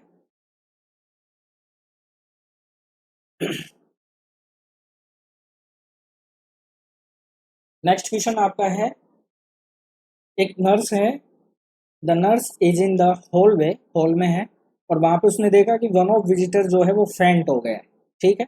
तो नर्स क्या करेगी, ये आपसे क्वेश्चन पूछा गया है, सिंपल क्वेश्चन है, कोई ज़्यादा बड़ी बड़ी बात नहीं है। क्लाइंट जो है वो फेंट में हो गया है, क्लाइंट जो है वो फेंट हो गया है, तो अब आप क्या करेंगे, तो sit the victim up and lightly slap is the face, गलत आंसर है। एलिवेट विक्टिम लेग्स, सही आंसर है। Apply a cool cloth to the victim necks and forehead until recover, ये भी ठीक है। Sit it the victim up and place the head between the knee, गलत answer है, क्योंकि हेड को एलिवेट रखा जाता है, तो यहाँ पे रिकवरी के बाद, लेकिन यहाँ पे अभी क्या हो रहा है, कैंडिडेट हमारा फेंट हो रहा है, ठीक है, कैंडिडेट हमारा फेंट हो रहा है, यानी हाइपोटेंसिव कंडीशंस की वजह से या हाइपोग्लाइसीमिया की कंडीशंस की वजह से कैंडिडेट क्या हो सकता है, फेंट हो सकता है, कोई भी रीजन की वजह से। तो आपके पास पॉइंट ऑप्शन क्या है कि आपको वीनस रिटर्न को इम्प्रूव करना है, वीनस रिटर्न को क्या करना है, इम्प्रूव करना है। तो वीनस रिटर्न को आप इम्प्रूव करेंगे कैसे, ट्रायंगल बर्ग पोजिशन आप इसको दे सकते हैं, या फिर एलिवेट आप कर सकते हो विक्टिम्स के लेग को, ये क्लाइंट है, इसको लेटायर, इसके पैर जो है वो इस तरह से आप क्या करें, एलिवेट कर सकते हैं, जिससे वीनस रिटर्न बढ़ जाएगा और क्लाइंट जो है वो अनकॉन्शियस से कॉन्शियस आने की कोशिश करता है, या फेंटिंग उसका रिकवरी हो सकता है। रिकवरी होने के बाद फिर आप कूल क्लॉथ जो है वो इस्तेमाल कर सकते हैं, तो सेकंड प्रायोरिटी में आपका थर्ड ऑप्शन आ सकता है। लेकिन पहली प्रायोरिटी फेंटिंग की सिचुएशन में अगर कोई भी विजिटर या क्लाइंट अगर आपको दिखाई देता है किसी भी प्लेस में, तो सबसे पहले आपको उस क्लाइंट के वेट जो लेग है उसको आपको एलिवेट कर देना है। तो राइट आंसर यहाँ पे प्रायोरिटी के अकॉर्डिंग आपका क्या जाने वाला है, बी जाने वाला है। और ये भी इम्पोर्टेंट क्वेश्चन है, पूछा गया है। ठीक है, मैं उम्मीद कर रहा हूँ कि आज के सेशंस में जो आपके क्वेश्चंस यहाँ पे हो रहे हैं वो आपको समझ में आ रहे होंगे। अगर फिर भी कोई क्वेश्चंस में कोई भी इशू हो तो आप कमेंट्स में अपना ओपिनियन रख सकते हैं। मैं कोशिश करूँगा कि उसका सॉल्यूशन मैं दे सकूँ। और उम्मीद करता हूँ कि इस वीडियो को आप ज़्यादा से ज़्यादा शेयर करेंगे अपने दोस्तों के साथ। और हम आपको प्रॉमिस करते हैं कि हम रेगुलर बेसिस पे इस तरह का जो आपका एम्स नॉटसेट ESIC DSSB RML का जो ये रिलेटेड जो लेक्चर रखा है, हमने स्पेशल क्लास जो रखी है, ये हम रेगुलर आपको प्रोवाइड करते रहेंगे। ठीक है, नेक्स्ट क्वेश्चन देखिए। नेक्स्ट क्वेश्चन आपका है A client states to his nurse, I was told by the doctor or not to take one of the my drugs because एक क्लाइंट स्टेट करता है उसकी नर्स को क्या, I was told by the doctor not to take one of my drugs. ठीक है, because it seems to have cause decrease in blood cells. ठीक है, मैंने मेरे डॉक्टर से कहा है कि कोई भी ऐसी ड्रग्स ना दे जो ब्लीडिंग डिक्रीज कर सकती हैं ब्लड सेल्स को। Based on this information which drug might the nurse expect to be. अब ऐसी ड्रग्स आपको देखनी है जो डिक्रीज करती है ब्लड सेल्स को, वो कौन सी ड्रग्स है जिसपे नर्स को अटेंशन देना है या फिर वो एक्सपेक्ट करेगी। तो कौन सी है, प्रिनिसोलोन है, टिमोलिल मैलिएट है, गैरामाइसिन यानी जेंटामाइसिन है, या फिर फिनाटोइन है। तो आपको मुझे बताना है कि कौन सी वो ड्रग्स है जो ब्लड सेल्स को डिक्रीज कर रही है। तो देखिए, प्रिनिसोलोन की मैं बात करूं तो हेमेटोलॉजिकल इसका कोई भी साइड इफेक्ट नहीं होता है, इसलिए ये ऑप्शन यहाँ पे गलत रहेगा। टिमोलिल मैलिएट जो है ये एडिनर्जिक ब्लॉकर है। टिमोलिल मैलिएट जो है वो एडिनर्जिक ब्लॉकर एजेंट है, लेकिन इसका भी हेमेटोलॉजिकल साइड इफेक्ट नहीं है। इसका भी हेमेटोलॉजिकल साइड इफेक्ट नहीं है। और हमें देखना है ऐसी ड्रग्स जिसका हेमेटोलॉजिकल साइड इफेक्ट या हेमेटोलॉजिकल डेस्क्रेसिस हो। ठीक है, जेंटामाइसिन की बात करें तो जेंटामाइसिन जो है वो आपको पता है रीनल को इफेक्ट करती है, यानी नेफ्रोटॉक्सिक है और ओटोटॉक्सिक है, यानी रीनल को भी इफेक्ट करती है और ओटो ईयर को भी इफेक्ट करती है, हियरिंग को भी इफेक्ट करती है। ठीक है, लेकिन यहाँ पे हमें सवाल है हमारे ब्लड सेल्स का, तो आपका बच गया कौन, फिनेटोइन। तो फिनेटोइन आपको याद रखना है ये ब्लड डिस्क्रेसिस, ब्लड सेल्स डिस्क्रेसिस कोज करने के काम करती है, या फिर आप बोल सकते हो ब्लड सेल्स को डिक्रीज करने का काम करती है। कौन, फिनेटोइन, जिसका साइड इफेक्ट क्या होता है, हेमेटोलॉजिकल साइड इफेक्ट जिसका माना गया है। ठीक है, और इसके साथ फिनेटोइन जो है वो क्या कोज कर सकती है, तो ये कोज करती है एप्लास्टिक एनीमिया। एप्लास्टिक एनीमिया भी कोज करती है। इसके साथ साथ मैं आपको बताऊं एक ड्रग और होती है जो मोस्ट कॉमन होती है एप्लास्टिक एनीमिया के लिए। मोस्ट कॉमन ड्रग कौन सी होती है प्लास्टिक एनीमिया के लिए, क्लोरामफेनिकोल। क्लोरामफेनिकोल, ठीक है, याद रखना है। क्लोरामफेनिकोल जो है ये भी मोस्ट इंपॉर्टेंट ड्रग्स होती है जो एप्लास्टिक एनीमिया को कोज करती है, ये याद रखना है। इंपॉर्टेंट क्वेश्चन है और ये क्वेश्चन पूछा गया है। नेक्स्ट क्वेश्चन देखिए। नेक्स्ट क्वेश्चन क्या है, एक फीमेल बेबी है जो बोर्न हुआ है टेलीपस इक्विनोवायरस के साथ, फूड प्रॉब्लम है, क्लब फूड प्रॉब्लम है इसको। Her mother has requested that the nurse assigned to the baby come to her room to discuss baby conditions। एक मदर ने नर्स के रूम में आके नर्स से रिक्वेस्ट किया कि मुझे आने की परमिशन दी जाए ताकि मैं अपनी बेबी की कंडीशंस के ऊपर डिस्कस कर सकूं। Nurse know that the paediatricians has discuss the baby condition with her mother. और नर्स को पता है कि पीडियाट्रिशियन जो है वो इस बच्चे की कंडीशंस को लेके मदर से डिस्कस कर चुका है। And that an orthopaedist has been consult but has not yet seen the baby.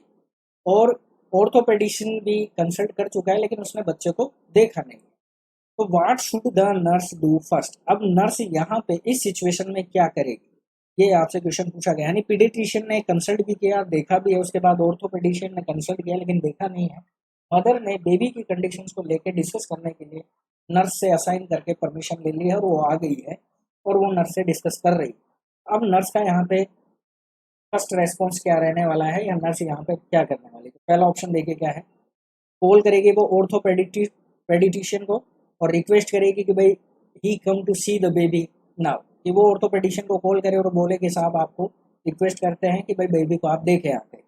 Question the mother and find out what the paediatrician has told her about the baby condition. या आप question करें mother के इस request पे और उससे पूछे कि भाई पेडिट्रिशियन ने क्या फाइंड आउट किया और क्या बताया है आपको बेबी कंडीशंस को लेके, आप ये बोलने वाले हैं। Tell the mother that is not a serious condition, या फिर आप मदर को ये कहने वाला है कि भैया ये कंडीशन जो है वो सीरियस नहीं है, टेलीपैथ इक्विनेस के बारे में। या फिर tell the mother that this condition has been successfully treated with exercise, cast and braces. ये ठीक है, ये भी ठीक है। तो भाई मदर को आप ये कहो कि टेलीपैथ इक्विनोवायरस जो कंडीशंस है ये ब्रेस, कास्ट या फिर एक्सरसाइज की वजह से सक्सेसफुली ट्रीट हो सकती है, तो ये मान सकते हैं कि ये ऑप्शन यहाँ पे आपका ठीक माना जा सकता है। लेकिन सवाल आपसे ये पूछ रहा है कि मदर ने बेबी की कंडीशंस को लेके आपसे क्या सवाल किया कि पीडियाट्रिशियन ने उससे देखा, कंसल्ट किया और देख लिया, ये आप भी जानते हैं। ऑर्थोपेडिशियन ने उससे कंसल्ट किया लेकिन देखा नहीं। तो अब आपका सवाल यहाँ पे क्या रहने वाला है, अब आपका यहाँ पे रेस्पॉन्स क्या रहने वाला है मदर के लिए। तो ये ऑप्शन, ये क्वेश्चन आपसे पूछ, तो देखिए यहाँ पे इस सवाल का क्वेश्चन देखिए आपको निकालना है नॉलेज से। अभी नॉलेज से किस तरह से निकलेगा, यहाँ पे देखिए केस क्या है, टेलीपैथ इक्विनोवायरस का है। सबसे पहले पीडियाट्रिशियन से कंसल्ट किया, देखा और पता चल गया, नर्स को भी पता है। ऑर्थोपेडिशियन ने कंसल्ट किया लेकिन देखा नहीं है। तो अभी सवाल सबसे पहला ये है, एज ए नर्स आपकी प्रायोरिटी रेस्पॉन्सिबिलिटी ये होती है कि आप सबसे पहले पेरेंट्स के बारे में या पेरेंट्स की नॉलेज के बारे में आपको जानना पड़ेगा कि पेरेंट्स के नॉलेज कितना है बेबी की कंडीशंस को रिलेटेड। ठीक है, ये फर्स्ट प्रायोरिटी रहेगी एज ए नर्स हमारी, कि हमें पता होना चाहिए कि पेरेंट्स को अपने बच्चे की कंडीशंस के बारे में कितना पता है और पीडियाट्रिशियन से जब उन्होंने कंसल्ट किया तो कितना कुछ वो जान पाए हैं। उसके बाद आप जो एक्शन लेने वाले हैं वो ले सकते हैं। तो सबसे पहली प्रायोरिटी हमारी क्या होती है कि हम पहले पेरेंट्स के बारे में या पेरेंट्स की नॉलेज के बारे में जान सके कि वो बच्चे के बारे में कितना जानते हैं। तो call the orthopaedician and request her to, तो ये ऑप्शन तो यहाँ पे गलत हो गया कि आपको ऑर्थोपेडिशियन को कॉल नहीं करना है। क्वेश्चन आप मदर पे कर रहे हैं and find out what the paediatrician has told about the baby conditions, ये बिल्कुल यहाँ पे करेक्ट ऑप्शन है। फर्स्ट प्रायोरिटी पे आपका यही आंसर जाएगा कि आप सबसे पहले मदर के क्वेश्चन पे आप करने वाले हैं क्वेश्चन, जैसे ही वो ऑर्थोपेडिशियन के बारे में कहें और आपको यही बोलना है कि पीडियाट्रिशियन ने आपके बच्चे से रिलेटेड आपको क्या इन्फो दी है, आप क्या कितना जानते हैं। ये आपकी यहाँ पे प्रायोरिटी पहली आएगी। ठीक है, उसके बाद tell the mother that is not serious condition, तो ये तो गलत आंसर है, ये तो गलत आंसर, आप ये नहीं कह सकते हैं। और लास्ट ऑप्शन जो आपका डी है वो बिल्कुल सही आंसर है कि भाई जो ये कंडीशन है वो ब्रेसेज या कास्ट या फिर आप एक्सरसाइज करने से सक्सेसफुली टाइमली आप क्या कर सकते हैं, इसको ट्रीट कर सकते हैं क्लब फुट प्रॉब्लम को। लेकिन क्वेश्चंस के अकॉर्डिंग यहाँ पे जो पॉइंट आपसे पूछा गया है उसमें आपकी पहली प्रायोरिटी ये है कि आप पेरेंट्स की नॉलेज को आइडेंटिफाई करेंगे, आप रेक्टिफाई करेंगे, वेरीफाई करेंगे कि वो अपने बेबी की कंडीशंस को लेके कितना जानते हैं। ठीक है, तो आज के क्वेश्चंस आपके होते हैं यहीं पे फिनिश। ठीक है, मैं उम्मीद करता हूँ कि आपको आज का सेशंस जो है वो बहुत ही ज़्यादा पसंद आया होगा। ठीक है, और नेक्स्ट सेशंस के लिए जुड़ी रहिए स्पेशल क्लास 2 के लिए, और मैं उम्मीद करता हूँ कि ऐसी ही क्लासेस आपके रेगुलर अपडेट आपको मिलती रहेंगी। अगर किसी भी क्वेश्चंस में अगर आपको कोई भी इशू है तो आप कमेंट सेक्शन का इस्तेमाल कर सकते हैं, और भूलिए मत कि हमारा टेलीग्राम चैनल का लिंक इस वीडियो के डिस्क्रिप्शन में दिया हुआ है, जिसे आप ज्वाइन करेंगे और ज्वाइन करने के बाद आप डेली क्विज पार्टिसिपेट करने वाले हैं। ठीक है, अगर आप इंटरेस्टेड हैं तो आप ज़रूर ज्वाइन कीजिएगा। वीडियो को आप ज़्यादा से ज़्यादा अपने दोस्तों से शेयर कीजिए जो एम्स नोट्स है, डीएसएसबी, ईएसआईसी और आरएमएल यूपी यूएमएस जैसी एग्जाम्स को देने वाले हैं। ठीक है, और ज़्यादा से ज़्यादा आप जो है वीडियो के कंटेंट को शेयर करें, और बैचेस की इंफॉर्मेशन के लिए हमने टैगलाइन में नंबर दिए हुए हैं जिससे आप संपर्क कर सकते हैं। रजिस्ट्रेशन अभी ओपन भी है, अगर कोई भी इंटरेस्टेड कैंडिडेट बैच के ज्वाइन करना चाहता है तो वो ज़रूर संपर्क करें। ठीक है, फिर मिलते हैं नेक्स्ट कंटेंट में नए क्वेश्चंस के साथ। उम्मीद करता हूँ आज का सेशन आपको बहुत पसंद आया होगा। जय हिंद, जय भारत।